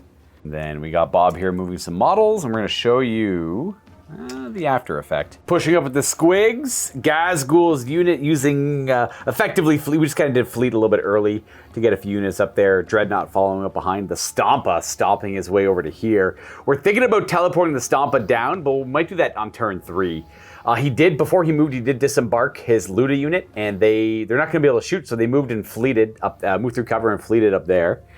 And as for the rest of this gargantuan Squigoth just kind of stomped his way forward to here, and he's going to go toe-to-toe with our Triarch Stalker, it looks like. Our Def-Coptas jumped up onto the cover and kind of just kept the good fight going over here, moving the KFF up with everything so that all 3 of these units are going to benefit from the 5-up invulnerable save and shooting. And then I'll go ahead and resolve my movement. Now, a couple important things to note at the start of my movement phase. They're all entangled in this Ghost Ark. They're digging themselves out of the wreckage, so they won't be doing much. This squad, I would love to rally. I hate that they broke earlier. Unfortunately, there is an enemy unit within 6. You cannot rally when there is. So they are going to abandon the battlefield and the command of the Nemesor. Much to his disappointment, I will add. Especially for the Necron Lord as part of his royal court. So our Nemesor Akul there is digging himself out of his wreckage. He can't do anything. The battle on the surface is going poorly for the Necrons, I would say. As for the rest of my movement, I'm pretty pinned down. Lichguard fighting in the brawl. The Monolith is pretty content where it is. The Heavy Destroyers, the Pylon, the Doomsday Ark are all staying still. The Tesseract back up a little bit. So did this Monolith. The Tomb Blades jumped over to here and formed up ranks with our Immortal squads. Things are not looking good. And that is it for movement. We are going to go ahead and start this shooting phase. We're going to go ahead and resolve a couple of your Psyker abilities. And then we're just going to start laying down the pain. Now we got old Zogwart. Now he's in melee, so the 1-2-3 result just changes. But you can re-roll it if you want to, because he's a old warp head. Yep. Yeah, these just augment your weapons to become better melee weapons for the unit, I think. You want a 4-up, essentially. But if you get a 1-2-3 again, all right. It just treats his weapon as a power weapon for the duration of the turn. Powers 1, 2, and 3 are all shooting attacks, so it just augments his melee weapon. And I will roll the other one when we get... Yeah, when we get down there. Side? Yeah, because we got to resolve all the shooting up here. His repair crew. He's just shaken, so nothing. Yeah, he just doesn't move. He's got no permanent damage. So we're good to start letting it happen. What is the matter with these death cannons? These are so strong.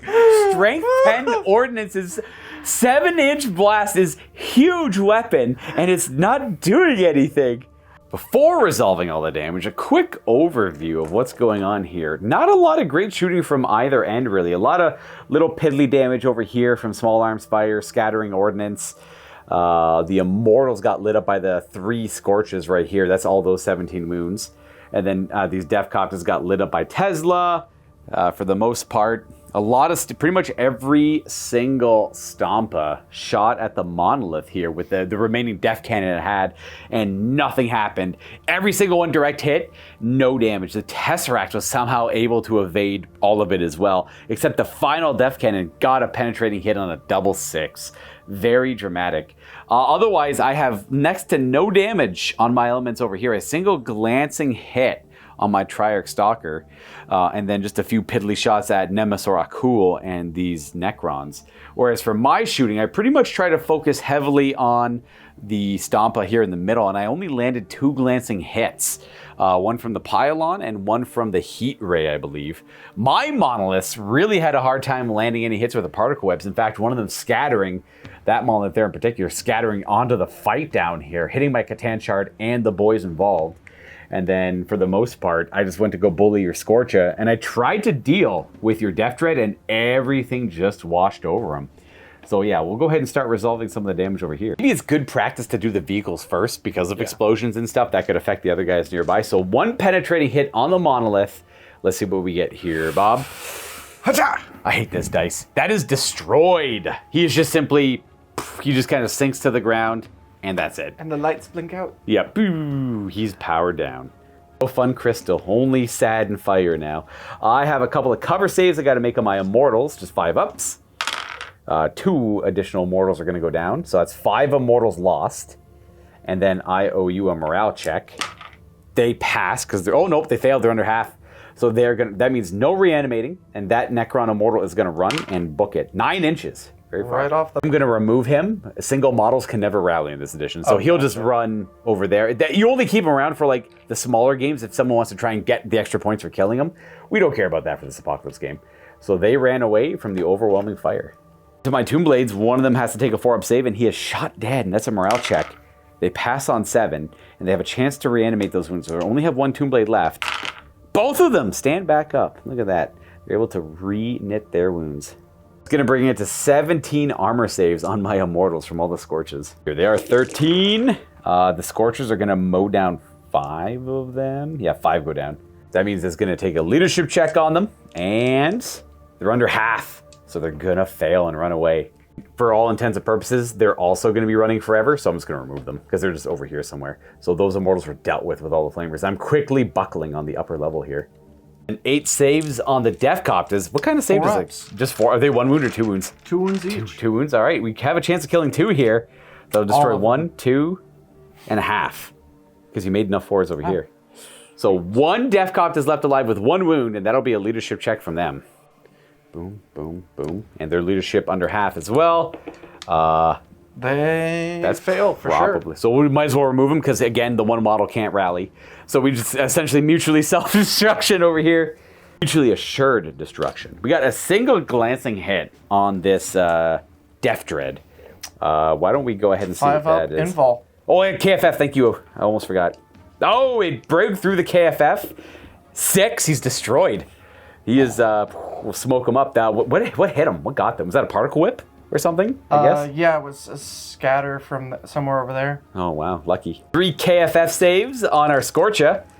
The force field obviously apparently doesn't want to help. These are all +1 because he's open top, and these are penetrating hits, so he's dead on 3s, but he explodes. Oh, he's so dead. So we'll remove him, and we'll see how far the explosion is. It's only 2 inches. Do you think it'll hit Squee? It's gonna hit. And looks like he's just out. So he's safe, but it's gonna hit Squee, the big squig. Squee is wounded. It's just on a 4+? Non-vehicles are wounded on a 4-up. Tall it is. Okay. Yeah. Later they gave it a strength. Armor save.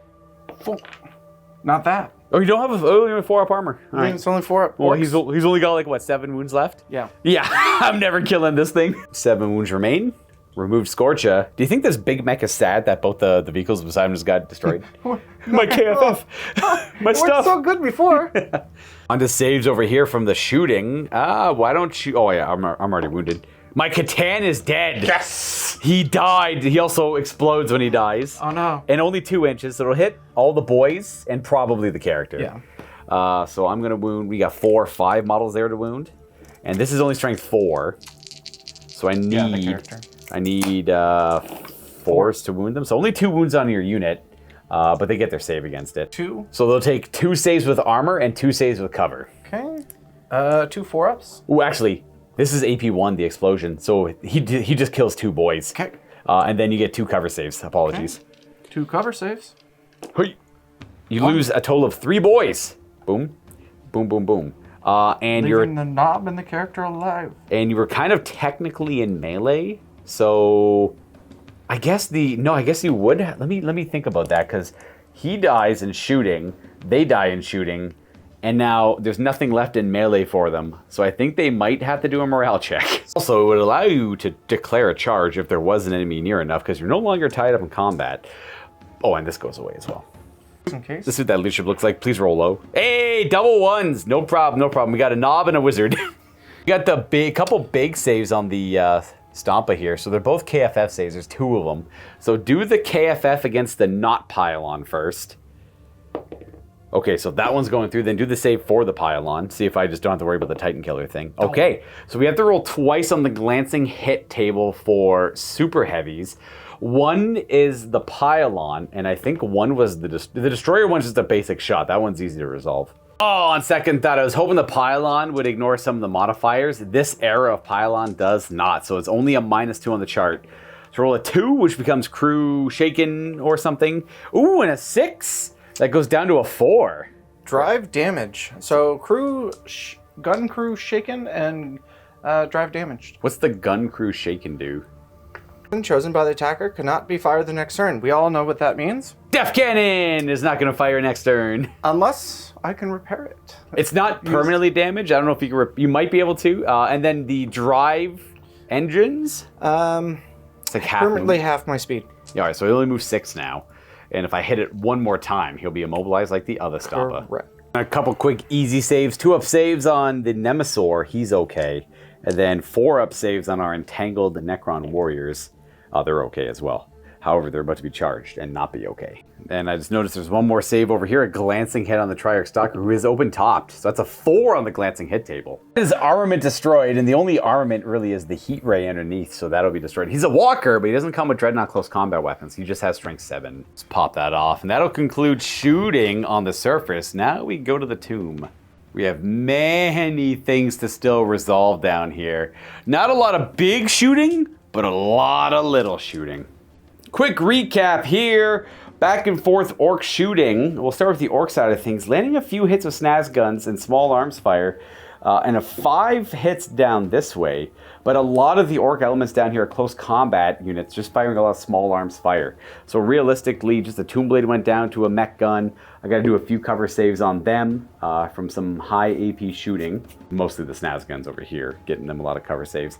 A frazzle from the weird boy in there, forced a lot of cover saves.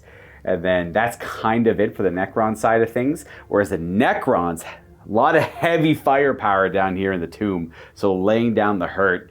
A lot of penetrating hits. 1 penetrating hit on everyone there. 1 glancing hit on that Killican. 2 saves on the flash gits from the tomb spider.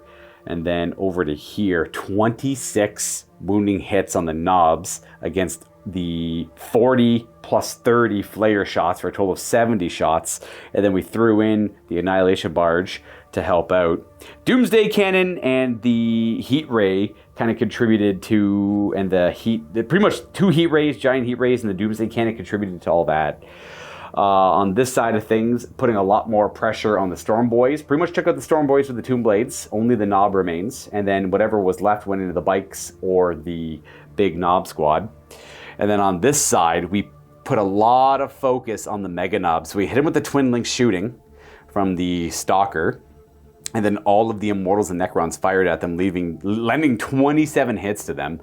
The Monolith shot a Particle Whip into the boys. And with some assisted firing from the Tesla, we got 10 saves on them. A couple of glancing hits on the truck from the heavy destroyers back there. Made a cover save to reduce a pen down to a glance. And then over to here, just kind of bullied these guys a little bit. 7 wounds on them from the Immortals. Everything else here just kind of went to the Mega Knobs. So 27 2-up armor saves on them. And we're pretty good to go right to all the saves. So we could start here and work our way down to see how this resolves. These guys have 7 5-ups. Only 3 die. That's not bad. So 3 of whomever you want, boom, all in the back there, and they're free to act next turn. 1 cover save on a Tomb Blade, 5 up. Oh, he's okay. And then a glancing hit on my Stalker, who's open top. So you get to go ahead and resolve that. He's probably not long for this world. Stalker says, oh, 4 to a 5. That's probably immobilized on the glancing hit table. Oh, I know that's immobilized on the glancing hit table. No movement, no escape. I have a single save on my Immortal. We make a save on him. 27 2-up armor saves on the Mega Knobs. Here's the first 20. Every 2 1s, well, the first one kills a guy, and then there's 1 more in there, so it'll kill 2 knobs technically. This is right there, yeah.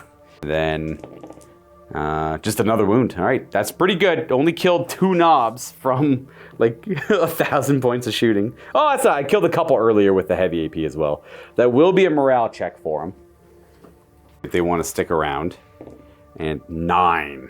I think they're going to turn tail and run.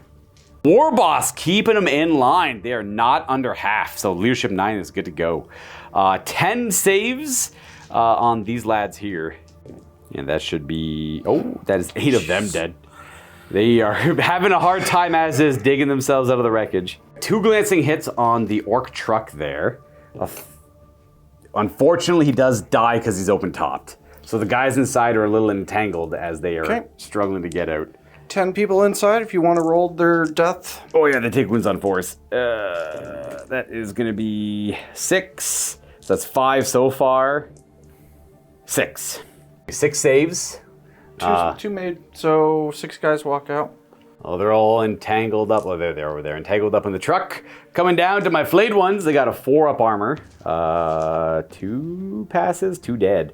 They're not going to fail morale. Do they stand back up? Nope. They are going to beep, beep, beep, boop, spark, and explode. Then that brings us to the very dramatic potential explosions over here with these guys. So we have to do these one at a time. We'll start with that guy there. He has a. They're not open topped, I don't think. No, just 1 penetrate. So the 1 penetrating hit, 5 is destroyed. It doesn't explode, and then the glancing hit won't matter. So these guys have 2 penetrating hits on them each. So that guy there is destroyed, and the other one is going to be explodes. And he is going to explode 4 inches. Gonna hit my bug and hit these 2 flash gits. So the 2 flash gits will take a 3rd save as we get to it, and then my bug will take nothing. He's good. Smoke them up in a second. I owe you 2 saves on my bugs. Oh, that is a dead bug. Boom, and a wound on the other, bringing it down to 2. Oh, I thought I owed you saves on that. I do not. So 3 saves on the flash gits. I don't know what they have. A 4-up probably? 4-up. They are just a wound. Not a big deal. Put it on the guy in the back there. It doesn't really matter which one we put it on. And then I owe you 5 cover saves on Necron warriors. That is going to be 2 cover saves. We'll say most of the shots are coming from that angle, so I might as well have one more dice. And then do they stand back up? They do have a resurrection orb. One of them stands back up. The other 2 are going to be dead. Blech. Then let's do a leadership check on that Storm Boy. He's under half. He's good. He don't care. He's like, oh, whatever. Didn't like those guys anyways. And then the 2 saves on the bikes. Yep, 2 4-ups because they had cover. Unfortunately, just the knob is left. That is a morale check, though. See if that knob sticks around. He decides to not, I think. So we'll remove him because he's not going to rally. And then 24 saves on the knob unit down here. 26 4-up saves on knobs. I did as best as I could to try and keep a good knob down. Let's see if I was successful. These are all 4-ups. You have a pain boy in there, though. We're going to remember. We technically forgot for the 1 wound you took earlier. Well, made more than half, and these are all feel no pains. You might as well roll them up now. For the knob. None of these are instant death or power weapons or anything like that. Well, he saved. Okay, he saved 2 of them. Is it a 6-up or a 5-up? Whatever your feel no pain. It just says feel no pain. Oh, it's feel no pain in this edition is a 4-up. That's right. So those all pass, and you lose, I think, just 2 and a wound. So 27 translates to not anything really. I have to do a reanimate on that guy there, and I think that concludes the shooting phase. Nope, he dead. Bye bye bike. Whoop. Then we're going to go ahead and do some charges here. The orcs get to dictate the initial charges, and I can countercharge where and when necessary. But pretty much the 2 grots are going to surround and flank the flayed ones. So the flayed ones are stuck fighting grots for a good while back here. All right, nice and surrounded over there. These mega knobs are good just to go smash into our warrior friends here. They're all going to charge in there. I assume these knobs are coming into the warriors here. Smash, and that Storm Boy is going to charge them to tie them up so that I can't countercharge these knobs so they can make work happen on my Necron warriors. Yeah. That's kind of it for charges. Let's see. I don't think I have any charges. Like 10th edition with 10 attacks. He's only like 4. Yeah, but he's still real strong. I was debating, I could charge here, bully him up. I'm like, wait, is there a Warboss? And he's like, yeah, he's right there. I'm like, nope, I ain't charging. It's fine. No, come on. No courage. No courage. No, only cold tactical determination from the Necrons. That's a big green, and he's going to smash us, and we don't want that. Why not? Because I'm afraid. I don't have... None of the bites could charge into that knob, but they don't need to because it's 10 Lich Guard fighting them. So I think I'm not going to charge anywhere up here. And we might as well just resolve the fights down here. And then, I can't remember the order we're doing it in, but we're going to resolve the fights down here. Then we're going to go to the other table. Do charges and fights over there. Fight first with this giant knob squad. They have the big raggedy banner giving them web skill 6. Hit me on 3s. Good start. And these are all Ooge Choppas? Big Choppas. Big Big Choppas. Strength 6. Strength? Sorry, 7 because of Furious Charge, that's right. 2s to wound, all the same. No AP though, so I get my full 4-up save. We have 19 wounding hits from them, and then we have the Psyker attacking over here. Boop, 2 hits. Couple hits, and wound, single wound. 2. Oh, he's also high strength. Yep. Interesting. So 2 just die. Boom. This would be the one from the Psyker because he's only strength 4, up to 5 with Furious Charge. But he does have the Force weapon, so that kills. Bleh. Well, it can't be him, but it'll have to be him. And then I owe you 19 4-up saves. Correct. Armor. Oh, did drop one off the table, so I'll reroll a pass. Yeah. I failed 8, and we did forget to attack with the Pain Boy. Pain Boy, 3 hits because of the banner, and 2 wounds himself. He's strength 5. We're good. Slay 8 Necron warriors plus the weird boy before they get to swing. So it's gonna be, I get to fight back. That guy's within 2. Those 2 are within 2. So it's gonna be 5 Necron warriors and a Lord attacking back. Hitting on 4s and wounding on 4s. 2 wounds, no AP. They got Ard armor. And Pain Boy. feel no pain. Oh. I felt it. 2. It's a pain feel. We got a knob. Hell yeah. And then we have 2 attacks from the Necron Lord with a War Scythe. He is going to miss once and hit once and wound a guy. And you'll have you don't get feel no pain against no armor save. So it's just a wound. A 5-up invuln for the cyborg body. Nope, just a wound. On any random knob in there. And then I absolutely owe you a leadership check because I lost combat by a good chunk. But And we're gonna assume you kill him. just kill that guy. Yeah, because I would attack before he does. He's a Power Claw. And the resolution of combat here is I don't think you outnumber me, but I am under half, I believe. 1, 5, 6, 7, 2. 8, 9, 10, 11. Got 11 to your 8, but I was a 23 strong squad, so I am under half. So I'm leadership 9. We're good. Oh. 10 down to 9, yeah. Means all of these guys have a chance to stand back up. That is 9 Necron warriors reanimating. And we are going to get back 5 of them. Get those 5 back in, and then we just pile into one another and keep the grind going. And over to here, my Lich Guard. They kill that guy. Do they want a massacre move anywhere? Yeah, I'll see what I can do. 1, they don't get anything with that. I'm not even going to bother moving them. And then we have this fight. You're all Power Claws, so I will strike first, I guess. It's going to be 11 attacks, including the Cryptek. 4s to hit the Mega Armor knob. That's 4 hits. And 4s to wound him. 1 wound, no AP. Very good. And then I have the initiative 2 War Scythe. You charge me, so I only have 2 attacks. I do get 2 hits, and 2s to wound. 1 wound, and it just kills a knob. This will be the wounded guy. And then, well, here comes the Knob Pain. We're going to attack with the Knob and the Warboss. They don't get their extra attack for charging, so they're just 2 attacks each, I guess. Oh, they have 2 close combat weapons, though. 3 each. Yeah, 3 each for their close combat So weapons. 4 with a close combat weapon. Oh, they're 3 base. Yeah. Oh, wow, they really hurt them in 10th. Yeah. What is going on? That's so funny. They have less attacks and a more lethal system than they do now. So this guy's got his attacks there, and then the Warboss wanted to put just a couple of attacks in the Plasmancer. All right, cool. So into the main group. Hoi. Very good. Ooze to kill. That is going to kill 6 warriors. Pretty much lose any of them. 3, 4, 5, 6. Those all go down. And then these are 2 more attacks in the Plasmancer. Yeah. And he's got... Oh, just the 2 attacks, that's right. Okay. Plasmancer. Dang it. Plasmancer lives. I definitely lost the combat. I'm not outnumbered, but I am under half. Let's see if that matters.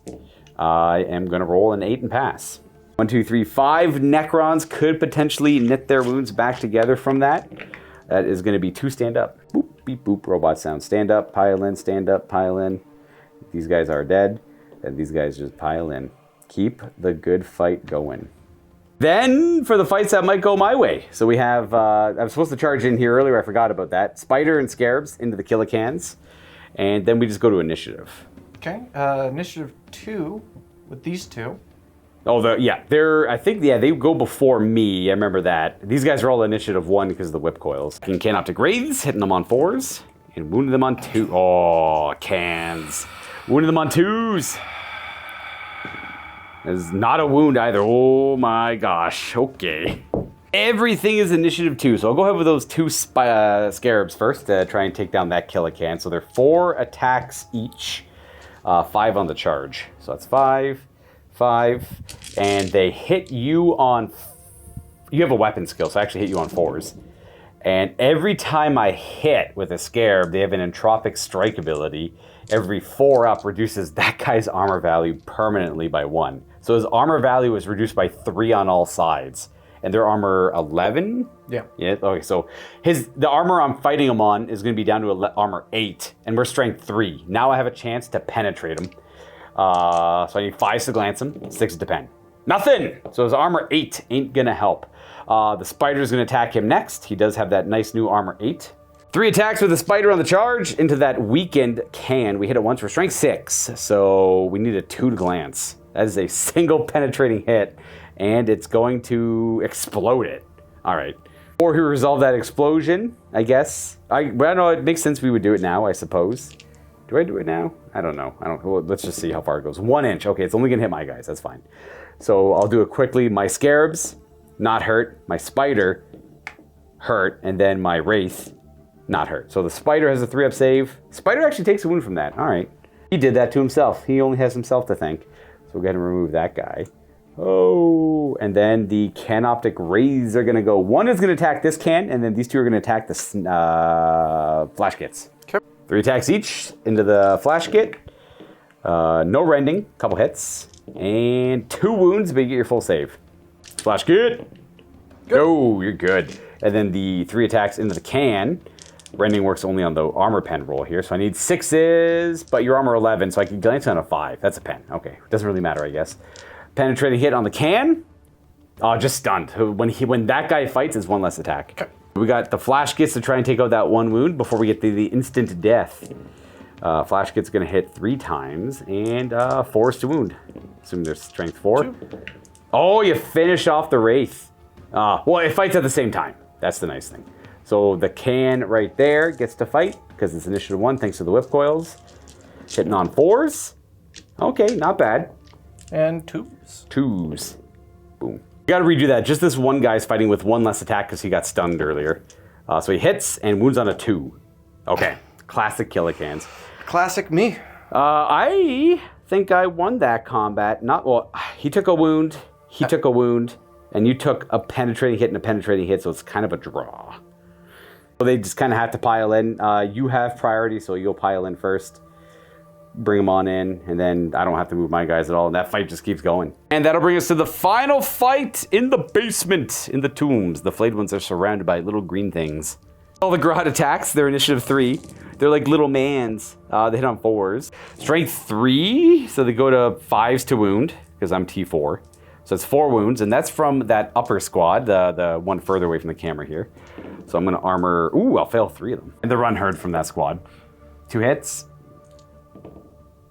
2 wounds because of Fierce Charge. 3 are dying, and 5 are dying from them. There's 2 left over here. Oh, God. Uh-oh. Then we have all of these grots fighting. Well, I guess the run herd would have fought at the same time. Oh, no, he's initiative 3 with Fierce Charge. And then these 2 guys are getting fought by all this as well. 4s to hit, 5s to wound. That's going to be 2 from the grots. And the run herd. Okay, bunch of hits from him. 3s to wound. All right, 4. Okay, 4 hits, 4 wounds. So here's the run herd. And then the grots had 2 themselves. So 1 guy's left. He's dead! To the man. There you go. No reanimating, and they both get to make massacre moves. They spread and go to assist the battle, and that is going to conclude the second turn for downstairs. Oh, wait, that's right. We do have a fight over here. Apologies, everyone. Scarabs charged in. 4, 5. Flash gets that die, get to fight back here. So the scarabs, 4s and 5s to hurt them. 2 wounds on the flash kit. They're full save. No one's down. And then these 3 attacks from the giant spider. 1 hit and 2 to wound. Just kills the flash kit, but he gets to fight back. Okay. Or they all get to fight back. Well, 3 more after this. All right, you just reroll 3 misses. They hit on 4s. Actually, are you weapon skill 4? Weapon skill 4. Yeah, so they hit on 3s. And... the rerolls. There you go. That was just for the extra guy who was missing. And these are 6s to wound the spider, unless you're attacking the scarabs. Yeah, the scarabs. Yeah, makes sense. Into the spider. So he needs 6 to hurt him. He's tough. Oh my gosh. There you go. 4 wounds. And he is dead. He only had 2 wounds. That was not expected. Scarabs are fearless. Well, pretty much all the canoptic stuff is.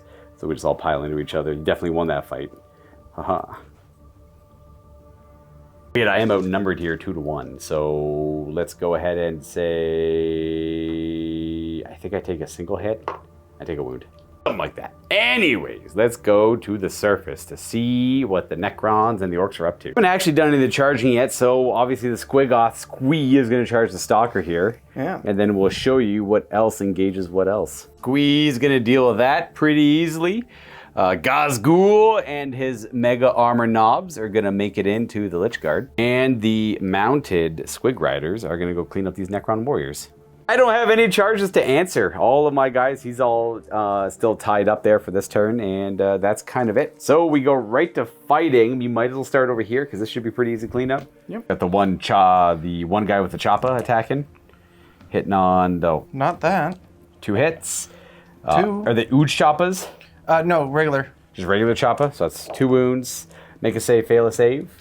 Ugh. And then all the squigs get to attack, so 9 attacks from squigs. Hitting on 3s, because web skill's good. And wounding on 3s, because strength good.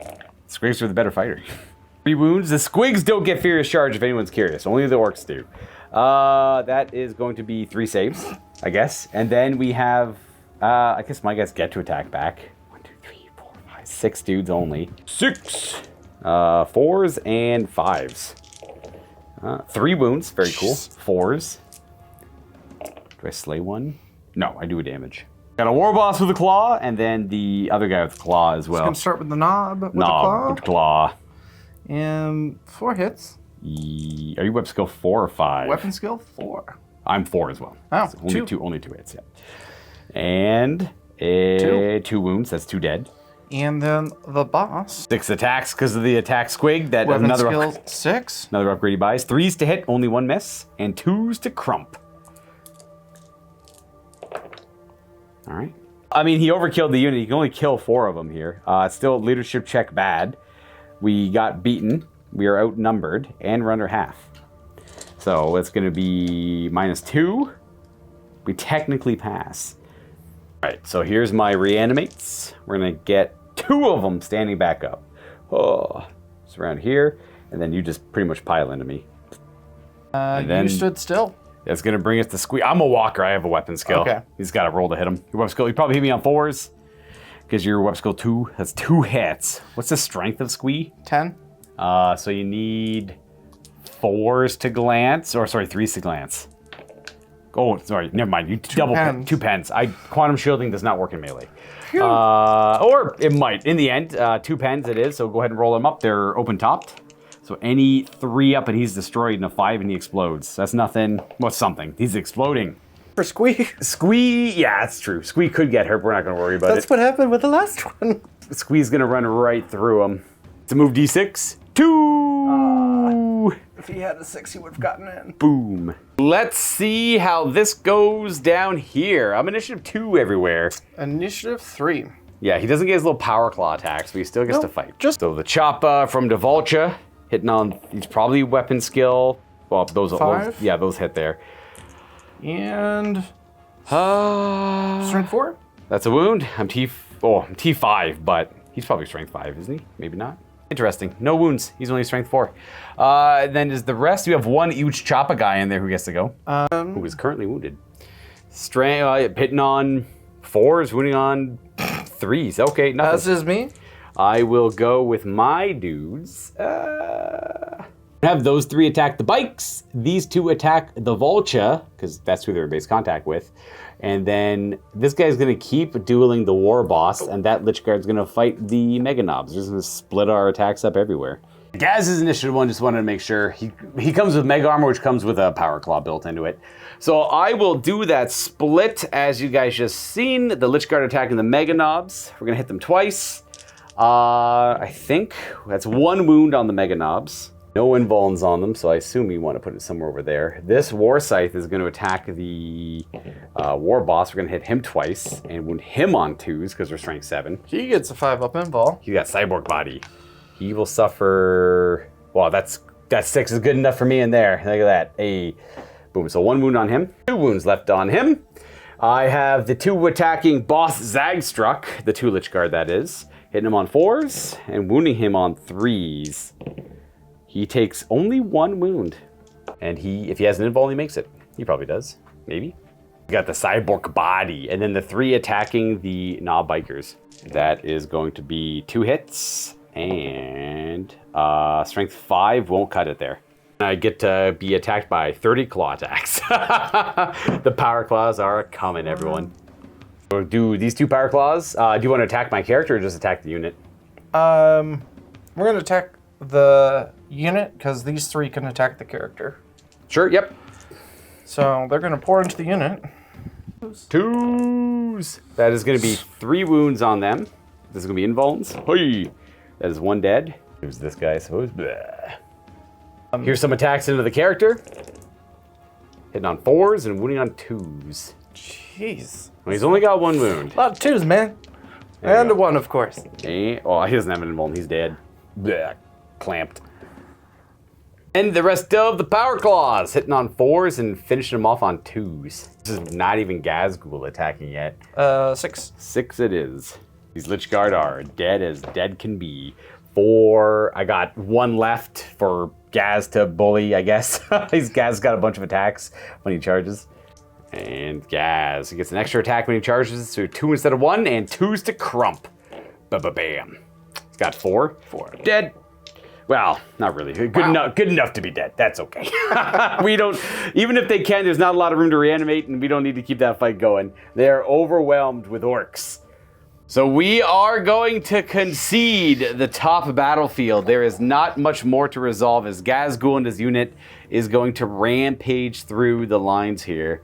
I only have a few vehicles left to deal with all this, and I don't have the weapons to deal with the super heavies.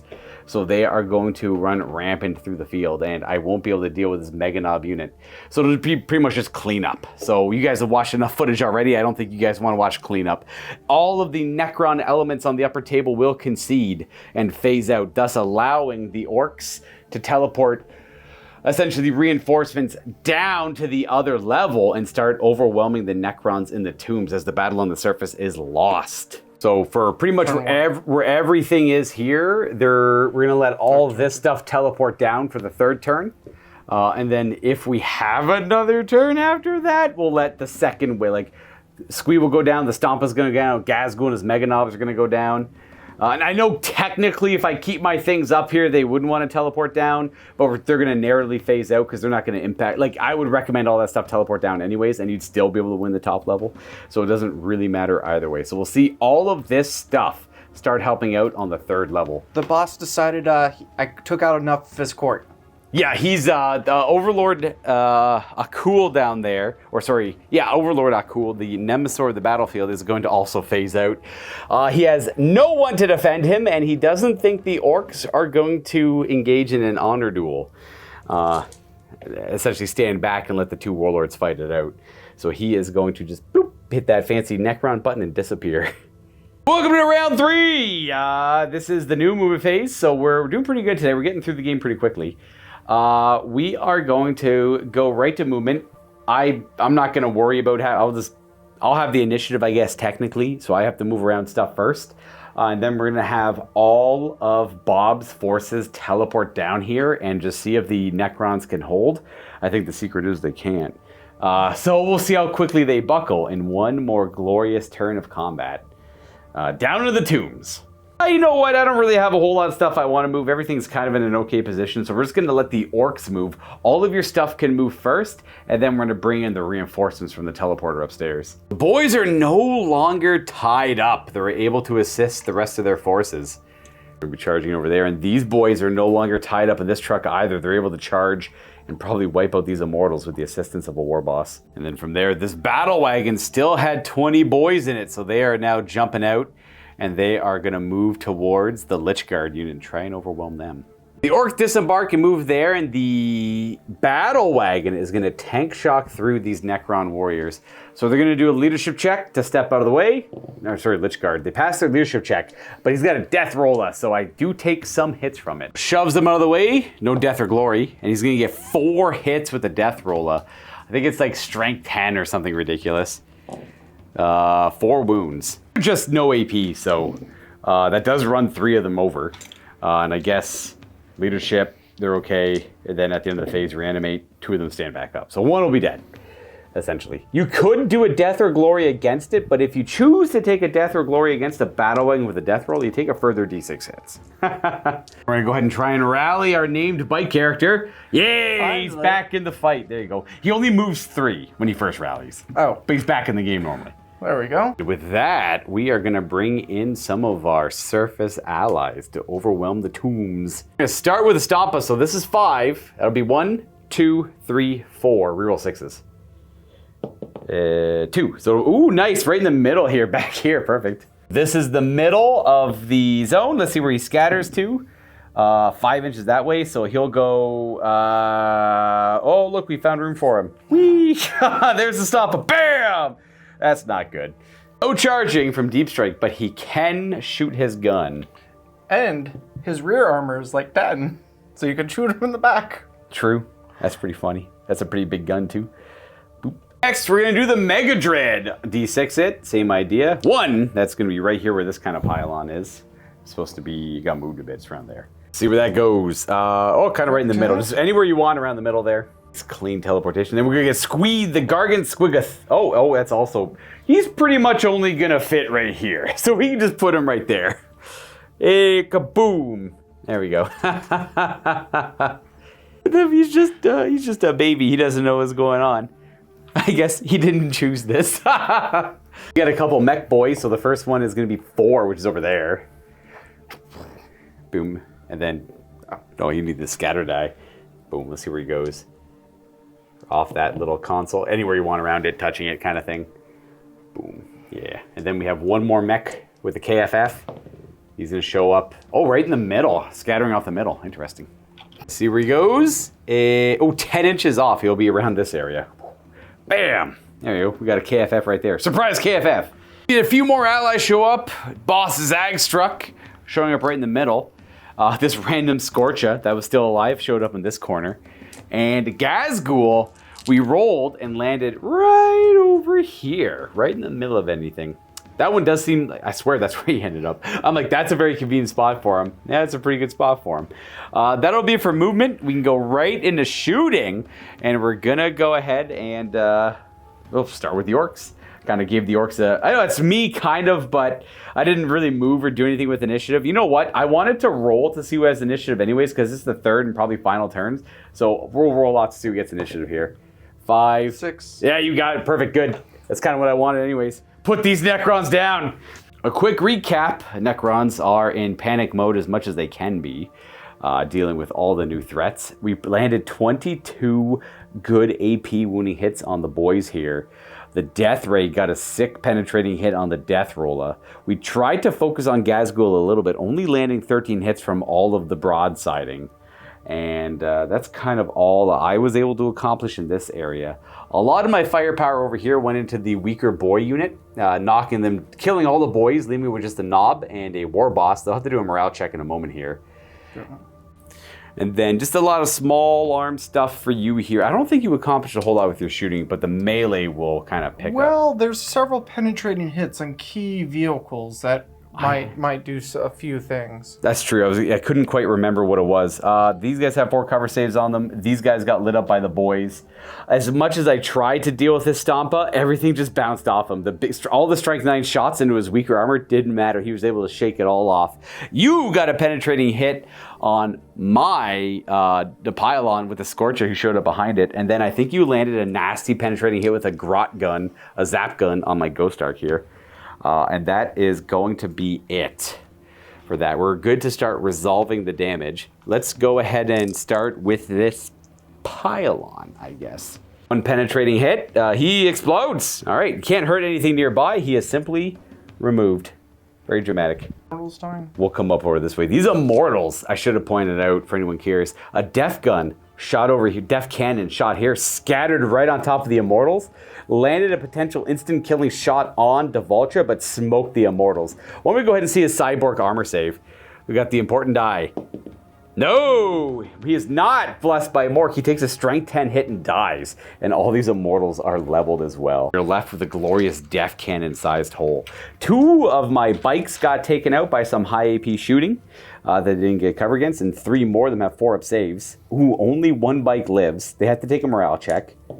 They are going to pass at -1, and they have 4 reanimates to resolve.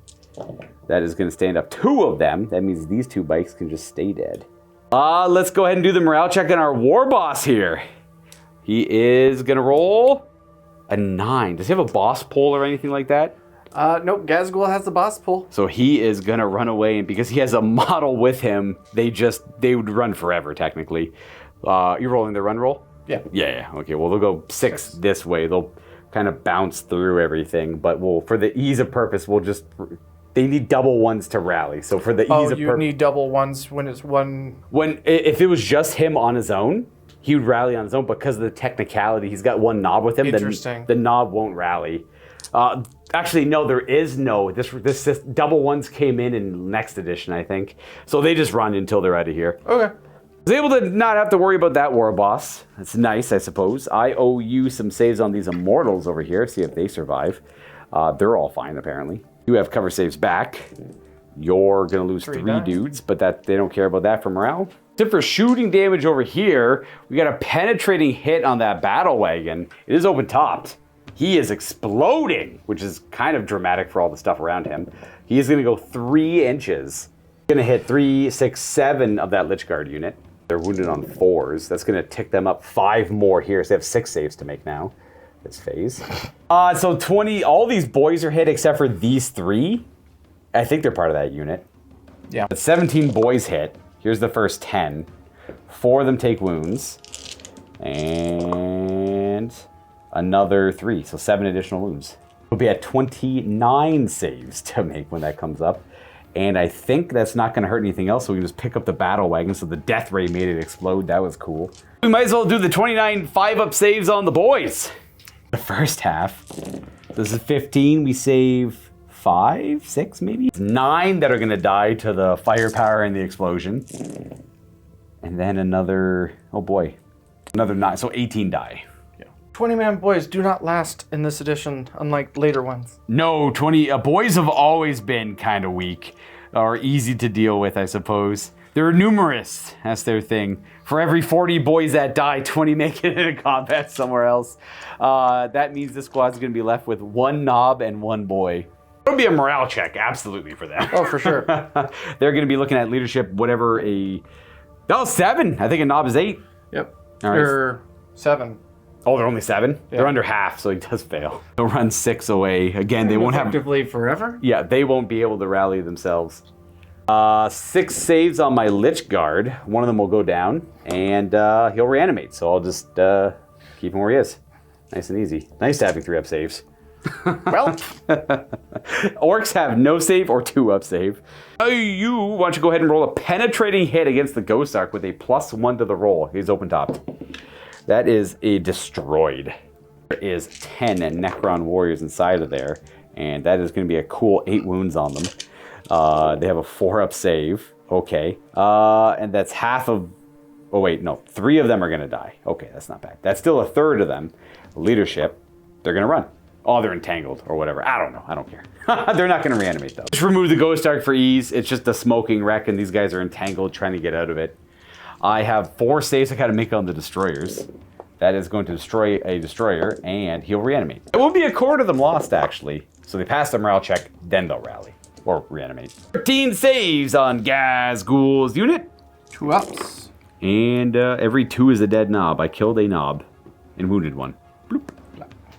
That is it for shooting in the 3rd round. Now, all the reserves that showed up from the surface will not be able to assist in this charge phase, but they will be primed and ready for the future one. As we go to turn 3, these guys are going to charge in over here. We do have the initiative for Bob and his Orks. So these guys charge in here. I don't think you'd have too many other charges to resolve. Those who were going to charge up here all died to that battle wagon exploding. So the only thing I have to charge would be these Lich Guard trying to help out against these knobs over here. Charging to the side there. into the knobs. Now we're gonna go Unless ahead you and... want to charge Ghazghkull.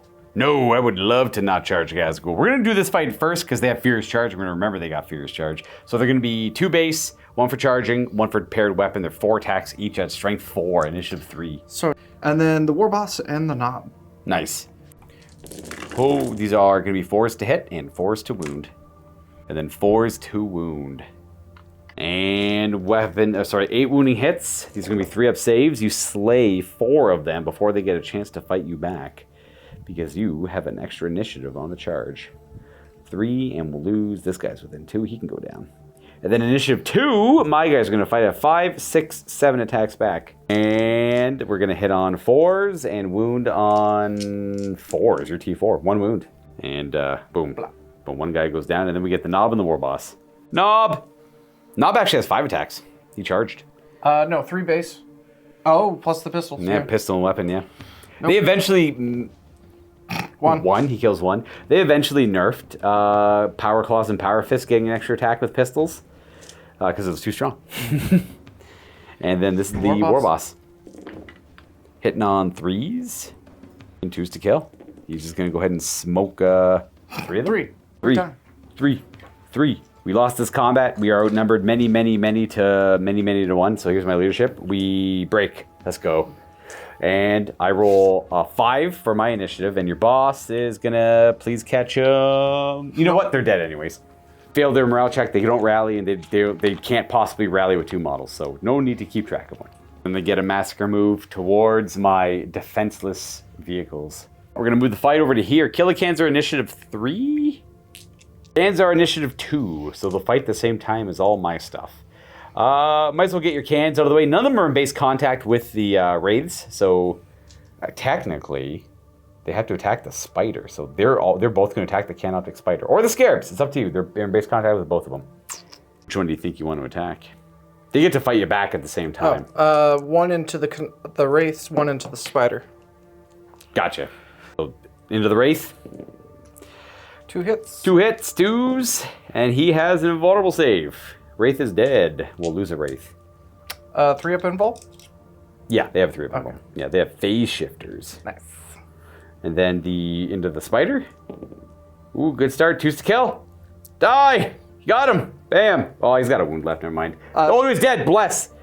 Oof, there you go. Actually, I had 2 wounds on him. But all that stuff gets to fight back. So both of the Wraiths are going to attack the Flash Gits. 3 attacks each. That will wound a Flash Git with rending. And... 2, another wound at your armor save. So 1 wound at 4-up. So I do enough to kill a Flash Git. These scarabs are going to attack the Killican there. That's going to be 6 attacks between the 2 of them. Trying to... So, ooh, they hit it 6 times. Reduces armor. Sorry, who attacked the... I thought the Wraiths killed the Flash Gits. No, I'm just doing the scarabs now. I'm just moving on to the next thing. So that reduces your armor on all sides by 6. So he's armor 5 now on the side. So all of these hits are strength 3. So it's going to be glance, pen on that one guy. Yeah, because you're only armor 5 now. 3 plus. Yeah, their strength, yep. So, roll. Do the 3 pens. An explosion. All right, there you go. How far is that guy going to explode? It's going to be 4, which will hit the scarabs twice, that guy, and that guy. So the only one... So see if you wound my Wraith on a 4. He does. Invulnerable save. He's okay. And then you have 2 wounds on my Scarabs to resolve. 4s. Oh, both wound the Scarabs. And the Scarabs take 2 wounds. Down to 1 on the Scarab Swarm. And then... so that guy exploded and died. I did screw up the squadron fighting a little bit. I was supposed to allocate those hits differently amongst the Killicans. For anyone who knows, they know. So that guy's attacks will be wasted. And then I have to see if I hurt the Flash Git with the explosion. I do not. The Flash Git is A-okay. So yeah, these guys can go away. Bam, bam. And then it's kind of all fearless. No one's outnumbering each other. We're just going to keep piling on. I guess technically that guy will go more over there. And we keep the good fight going. This guy would go get stuck on everything as they do. And go fight the Wraith over there. And the fighting continues. We have this fight over here, where I pretty much get to go first with everyone. Did all of the Necrons and the Cryptek off camera. They didn't do anything. Landed 1 wound, 2-up save. The Necron Lord is going to attack with his scythe into that, I guess, lone knob there. He kills him. Okay. They're 2 AP2, and then the Warboss gets to fight. And the Warboss. Warboss is going to put 2 into the character and 3 into the crew. This is the crew. 3's to hit and 2's to kill. So he kills 2 of them. So we'll lose you and you. And then 2 attacks into the Plasmancer. Okay, yep. Twice in a row, man. That's a draw combat. I do outnumber you. No, you're not fearless. It's a draw. No one has to hit anyone. I am fearless on the Ghazghkull Wall's turn. Oh, everything's fearless? Mm-hmm. Oh, you didn't lose combat anyways. This is a draw, so you get no automatic hits. And do my guys stand back up? One of them does stand back up. Bloop. And these guys are all just going to pile in and keep fighting the Warboss. Warboss needs help. This is going to bring us to this massive fight here. I'm initiative 2 on all my guys. Your guys didn't charge, so they're 2 as well. I'll let you go ahead and figure out however you want to split these attacks up. You got... These guys have to attack the Lich Guard, and then this guy has an option. These guys have to attack the Warriors. We're going to put 4 into here, and then the 2 knobs and the Weird Boy into the Warriors. Oh, gotcha, yep. These 4 into the Lich Guard, hitting on 4s. 3s. 3s, they're actually, that's right, they're Wep skill 5 or 6. I'm only Wep skill 4. I'm T5 though, so these are 3s to wound with Ooge Choppas. Boom, all right, 4 saves. Who dare go down gets to fight back. So 2 go down, but they'll fight back. And then that was 4, and then these 4 models into the Warriors. So we got Pain Boy and Weird Boy. 2 hits, very good. Unless the banner increases. Yeah, the banner probably helps them the whole too. Unit. Yeah, that makes sense, sure. A couple wounds. Fine. Both save, and then the 2 knobs with Ooch Choppas. 2 hits, and 2s to wound, and I make my saves. Okay, you don't care. Nope, we apparently didn't care at all. I'm going to go with the Lich Guard, attacking first. That's 8 and 9 of them. With the 9 Lich Guard in the character, that's going to be a total of 30 attacks into the Knob Squad, but I can only kill up to the Pain Boy here. So 4 knobs in the Pain Boy. These are 4s to hit in the first half. It's a decent roll. These are strength 7, 2s to wound. It'll burn right through their armor, but they got cyborg bodies. So the first one is 6 invulnerable saves. Matters. Here's the invulnerable saves. So only? Saves 3, and then 4 up, feel no pains. Now you can't take feel no pains against anything that ignores armor saves. So 3 die. So it only kills 1, 2, because they're 2 wounds each. Oh, that's right. Your T. These are only strength 7, they're not instant death. And the other half, 4s. Ooh, there you go. A little bit worse here, but pretty close to average still. Over average if you count the first half. And then another 8 invulnerable saves. They're cyborg bodies. So pretty good. Boom, boom, 2 dead. Bam, bam. And that'll deal with them. And we got the Pain Boy with that as well, because he was within the unit to get killed. And then I have these guys to attack with. I'll do the Lord with the Scythe, because he's a little bit cooler. I don't know why I pulled these guys. They might have to reanimate. Lord with the Scythe. Hit. Not hit. And wound. Right to cyborg body. 1 cyborg body, 1 wound on them. But feel no pain before the doc died. It's the no armor save. It's the exact same weapon they have. It's a war scythe. Gotcha. That's just a little sergeant guy. So 1 wound. Go ahead and do the other guys. Oh, yeah, these guys you'll get the save against. So 11 single attacks from Necron warriors. Gonna land 5 hits and 4 wounds. You get your art armor against that and a feel no pain. Aha! And a feel no pain because the doc. Ooh, he'd slay a guy. Bam. And then there's just a random wound on the unit, yeah. And that is, do you have any power claws in there? Nope. Or that's it, okay. Well, we definitely won that combat. Yep.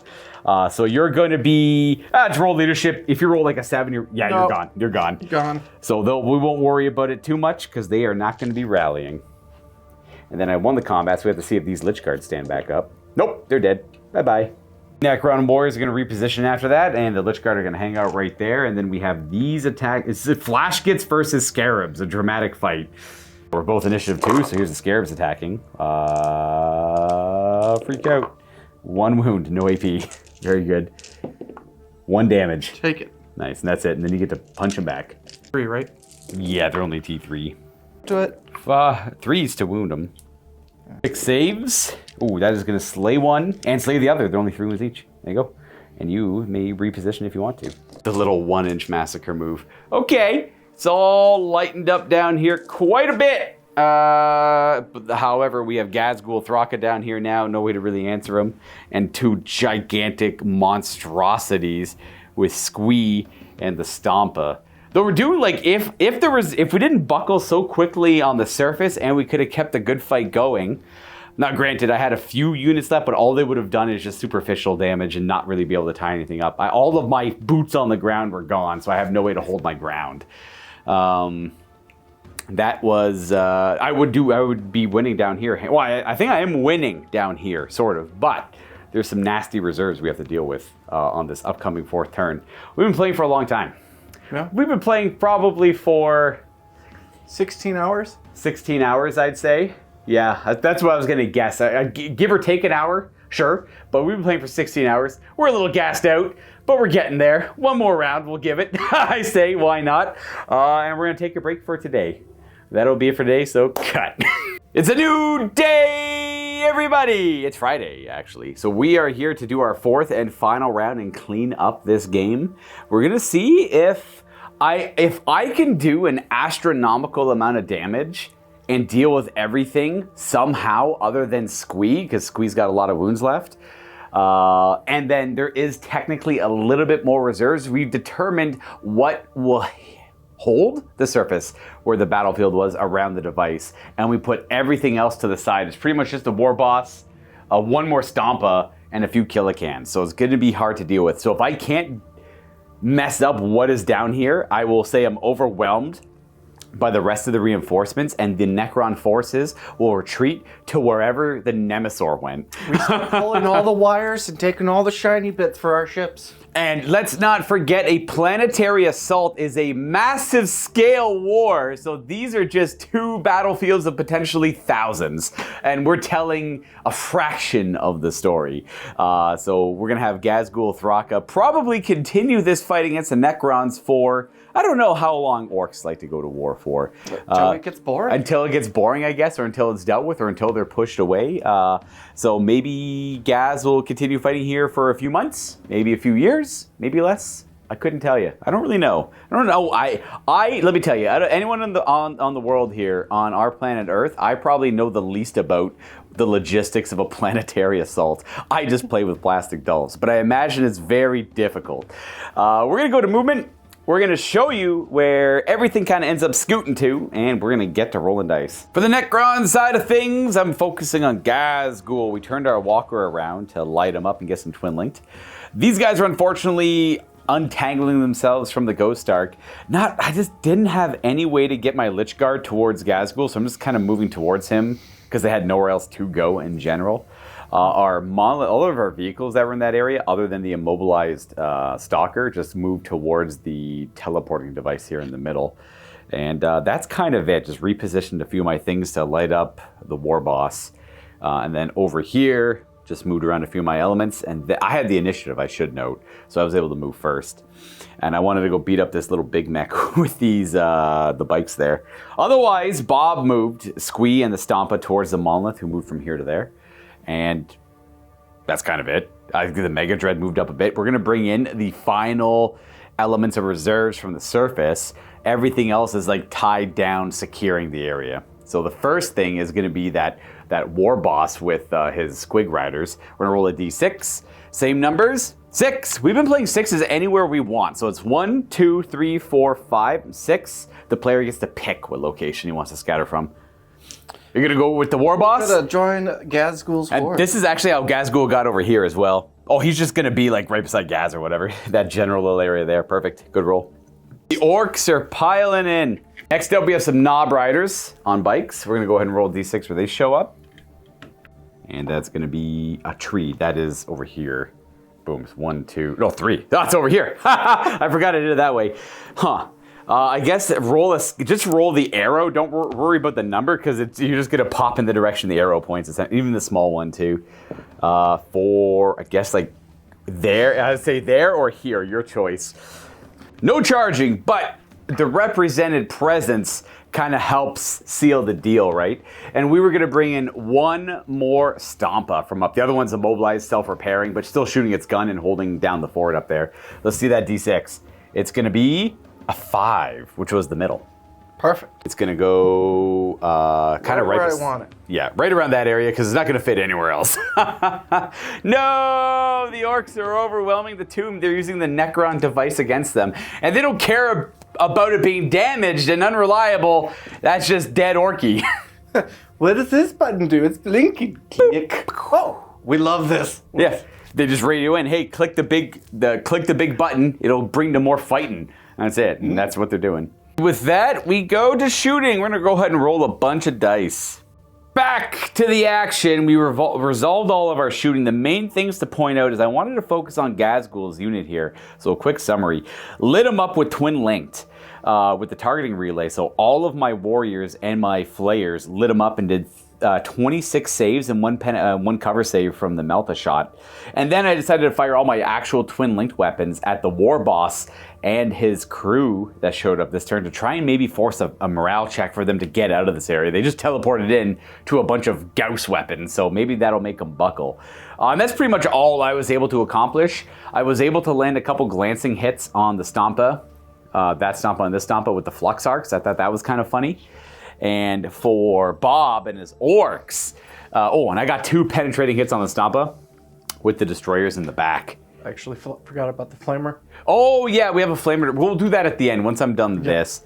The other things that Bob was able to accomplish was, it was pretty funny. The 2 Stompas shot their giant def cannons over this way and kind of only did like 2 damage to these Necron warriors and killed 4 of them. Everything else just evaded the shot. And then the second def cannon went there, scattered right on top of the stalker, did nothing to anything around it other than penetrate the stalker because it absolutely annihilated it.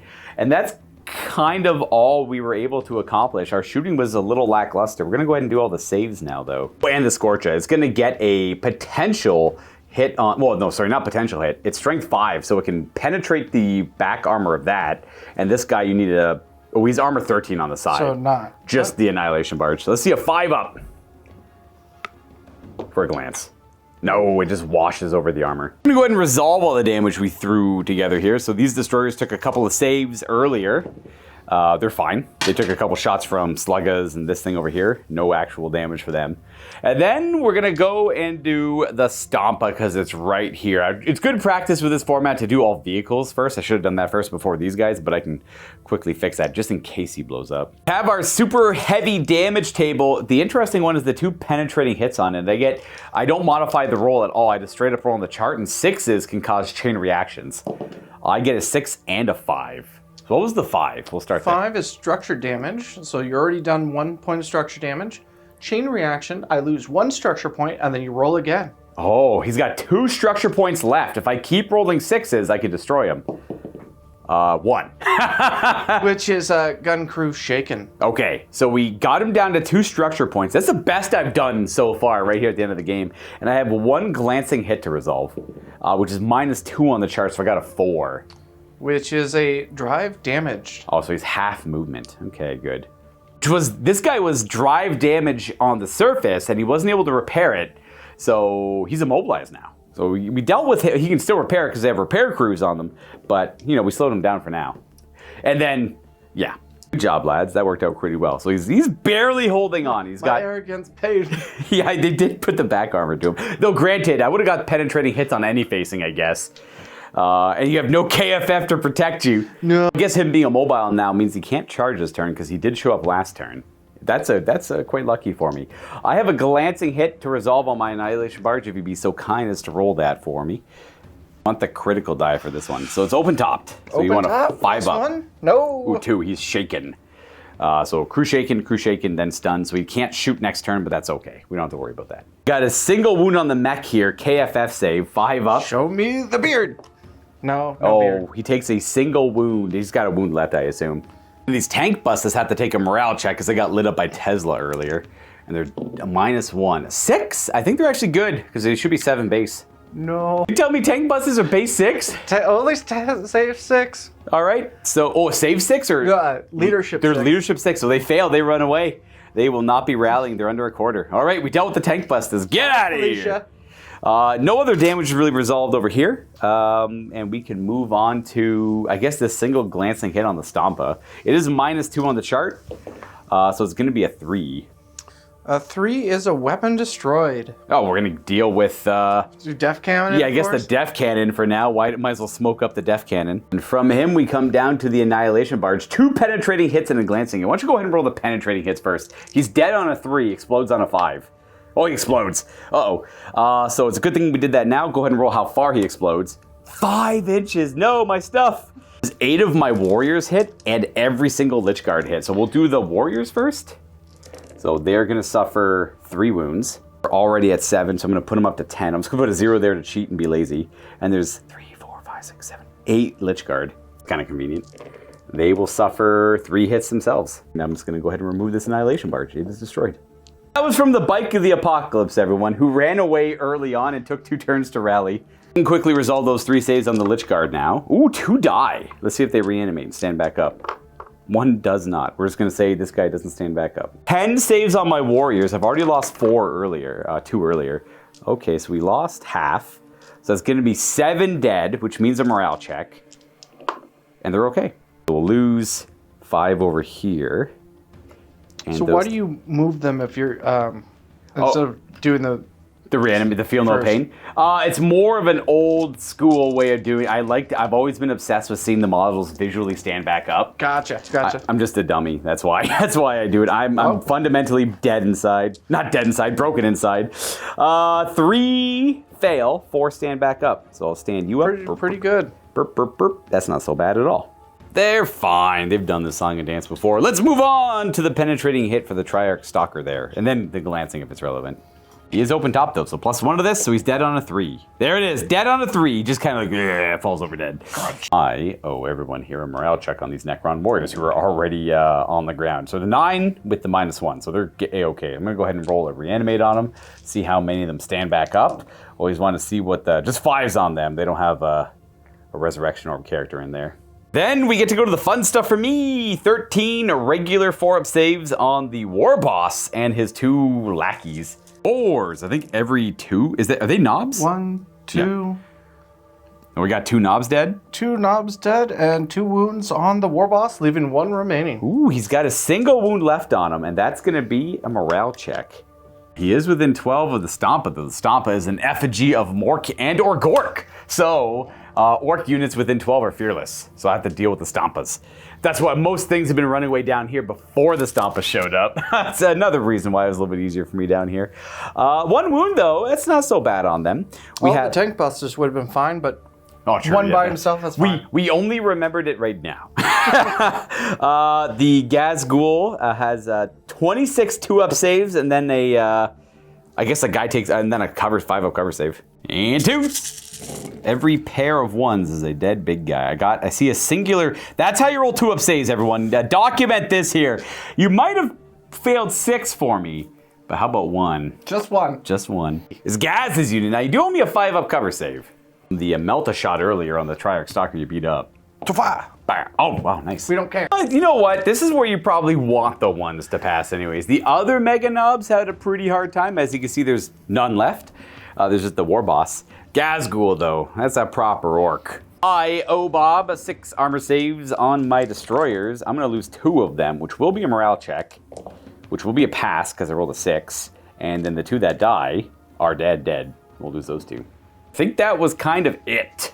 So as I have the initiative, I can go ahead and quickly do all the charges first. Destroyer's going to charge there, and I actually got lucky with those guys dying, because that does give me a lane to charge here, and Bob just measured that for me. So the Lord will make it in, and then these guys are going to trail behind. I'm only going to get to attack with 2 of them. But with 1 wound remaining, that's all you need. That might be enough. Actually, this guy probably has enough to get to about here. I can attack with those guys. The rest will be too far. Well, Bob brings up an excellent point. The Stompa was much closer for them to charge, and these guys have war sides, so I would be foolish to not charge this. I might not kill it, but I can mess it up something fierce here. So these guys are all pretty much right beside it, if I recall. So more or less. They should all be able to make it. That'll give me some interesting something to do. I can't charge him though, because nothing can really, like, they're too far away. They have rapid fire. They're relentless, but they can't charge. The only other thing I could charge are these bikes into this mech to go beat up a nerd orc. That's gonna leave it to all your charges afterwards.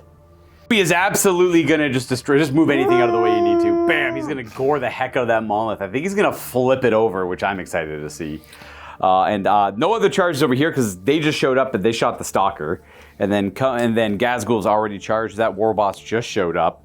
So these guys are going to charge the destroyers, which will probably mop up these destroyers pretty handily. But the destroyers got the cool immobilization on the Stompa. It's true. Perfect. Perfect. And that might be it for charging. What is he? Oh, does he want to go beat up the scarabs? Yeah, let's go beat up the scarabs there.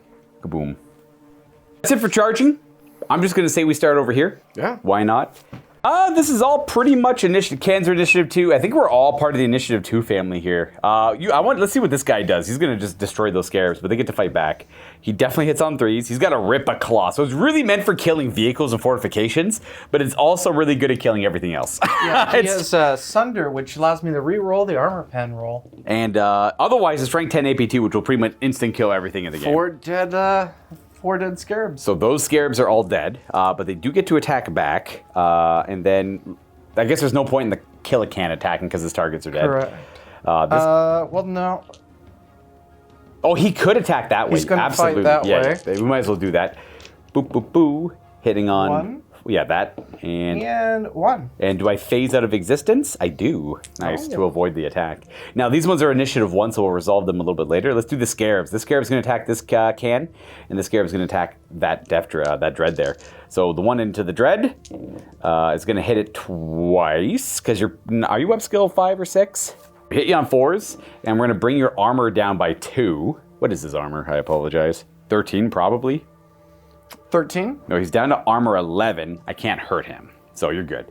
Then we're going to go ahead and do the scarabs into the can. We're going to hit it no times at all. And I can remove them. We don't have to worry about keeping track of the armor reduction on him. But now he's a little bit more susceptible to damage. And that's a permanent. For anyone curious, that's a lot of tracking you have to do in this era of gaming. You have to, that guy's armor is now 11 on all sides, minus the back.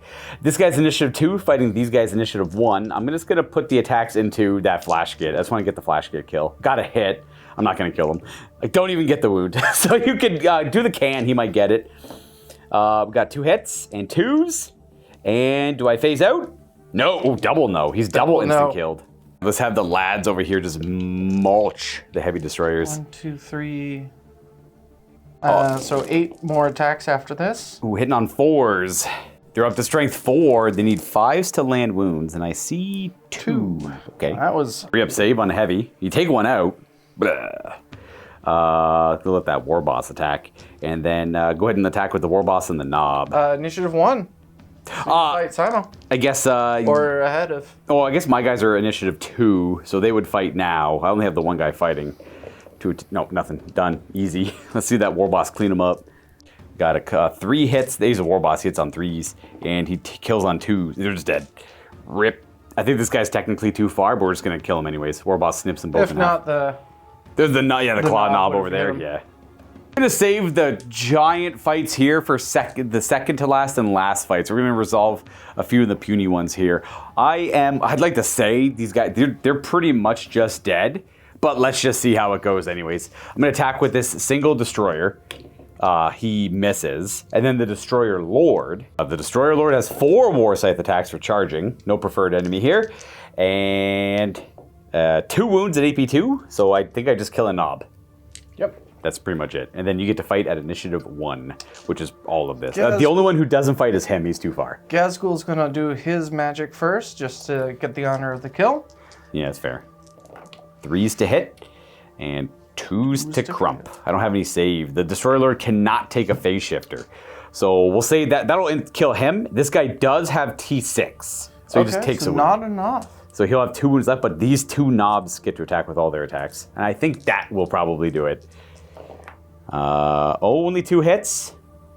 What's the weapon skill of a knob? 5? They're probably 4. Most things are not 5. Like only big fighters are 5s. The 2 hits, they are weapon skill 4. 2s to kill him though. 2 2-ups, he's dead. Yep, you got him. Snip in half, he has no invulnerable save. Bam. And Ghazghkull is free to run amok. Oh, we got this one giant fight over here to resolve. 3 Tomb Blades against that 1 wound guy, which You just gonna pull him? Pull him. I only have 6 attacks, but he's not really that important, I guess. We beat up the nerd orc, and I love it. And then we have this fight here. You have a Warboss fighting a bunch of trash, but there is a Necron Lord in there. We're gonna start with the Necron Lord, of course. 2 attacks with the War Scythe. I hit you 1 time, and I whiff. I don't get him. 6 warriors and the Plasmancer. 4s and 5s. You're a T5 guy, so 2 up saves. You take a wound, you got 2 left. Heck, he's down to 1. He's barely alive. Is he gonna go for the Lord or the Warboss in Mega Armor is going to try to finish off both your Royal Courts. 3 attacks in each direction. Oh my gosh, 6 attacks, what a monster. Going to start 3 on the Plasmancer. Plasmancer. All of them hit. 2's to kill the Plasmancer. Okay, so Plasmancer's dead.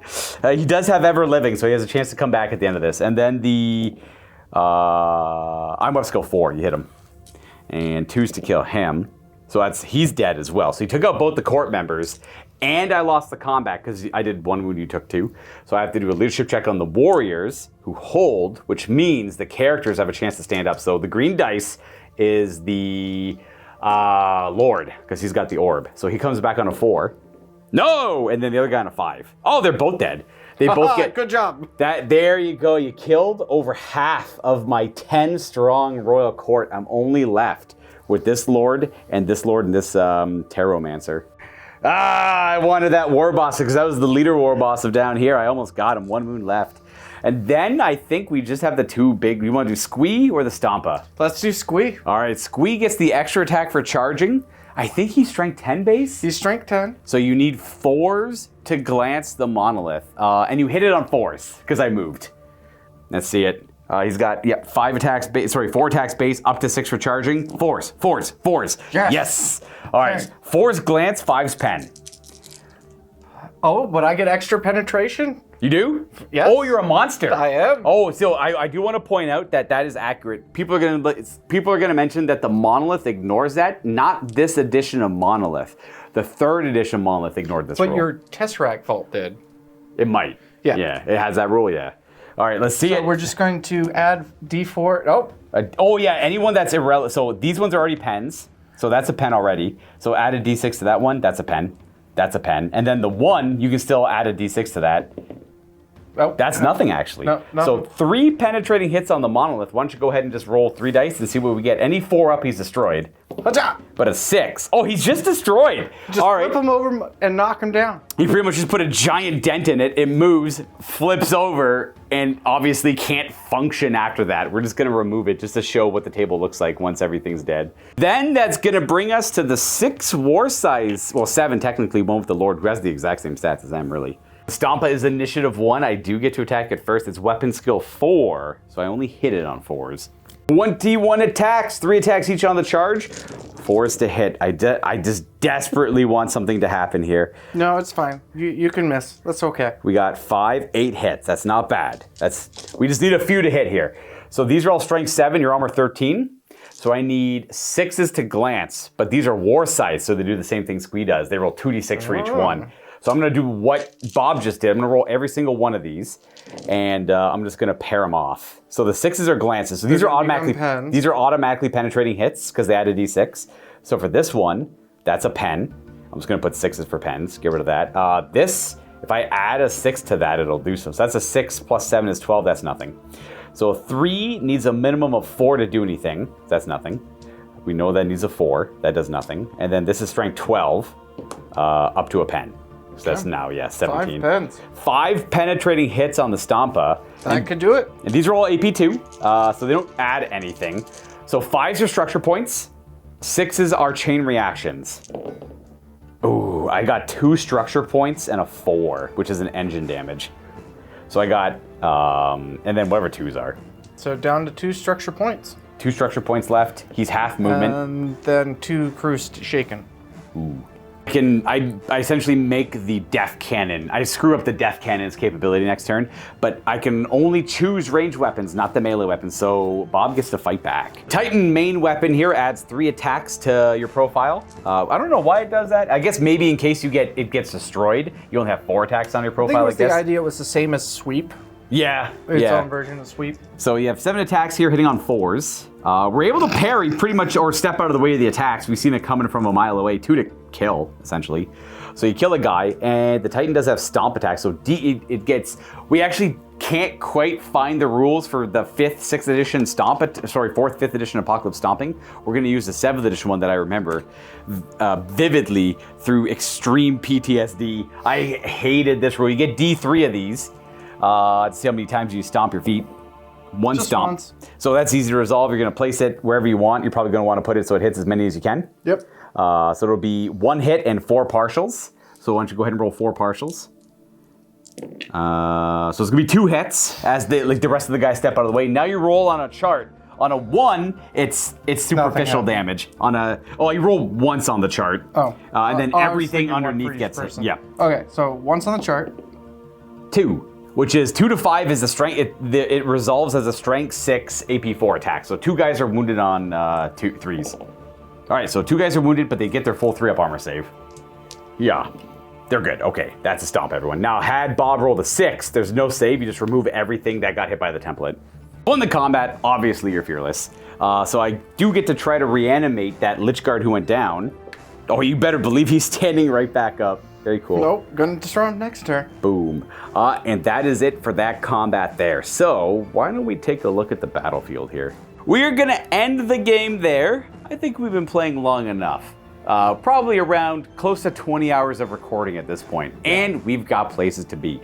So in typical Necron fashion, Nemesor Akul, losing 7 out of his 10 members of the royal court, is gonna just call them all back. He left like half an hour ago or whatever on the surface of the planet. So all of these forces are going to just give the battlefield to the Orks. He cannot comprehend their tactics. They seem to actually enjoy just jumping into the grind, and he doesn't. It frustrates him. Like the Stormlord, he just cannot comprehend Orc tactics. The Stormlord, fun fact, used to have a mechanic where he used to always seize the initiative on a 4-up, or it was rerollable. It was one of those two, except against Orcs. He was never allowed to seize the initiative against Orcs because he couldn't. He's the grand strategist. He has the mind of war. He's the greatest general all the Necron dynasties have.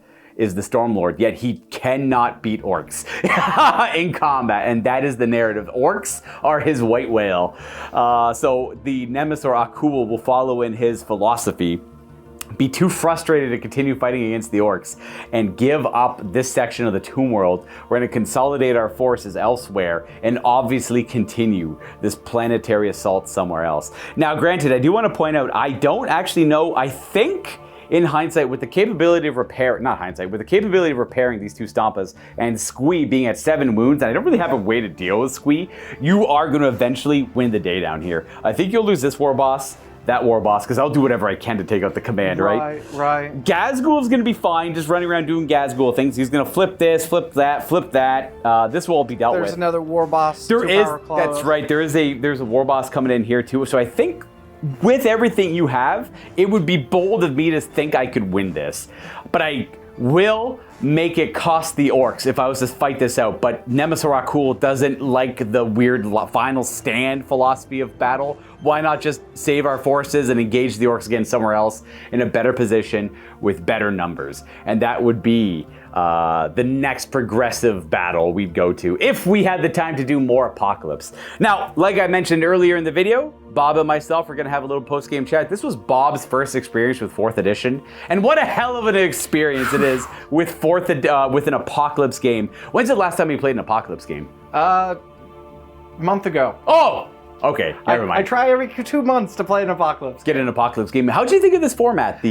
It's quite good. It gives a lot of potential for players. Well, it takes out a lot of the feel bads of playing Apocalypse. Whoever goes first does most of the damage. So I think I will borrow it into my own future games. You do need a lot of I recommend D10s because you will sometimes go over 20, so D20s aren't quite enough.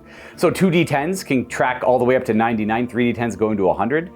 So if you have access to a lot of D10s, it's no problem to do this. Now, a quick note for anyone who wants to play this with 10th edition rules, it still works with 10th edition rules. To quickly summarize it, and how we were tracking when to take saves, you just get rid of that. Whenever a unit's hit, you just take the saves immediately, and you you instead track how many guys are going to die during the cleanup step. Yeah. You can track it the way we were, but with a granular AP system where everything has different APs, it's very hard to track You just that. need a lot more colored dice. Yes. It seems a little more difficult. Better to just do the saves immediately and just keep track and act as if they're at full if they have a damage track. Exactly. And then they fire back, and that way every player involved in the Apocalypse game will always guaranteed get to use their models before they die.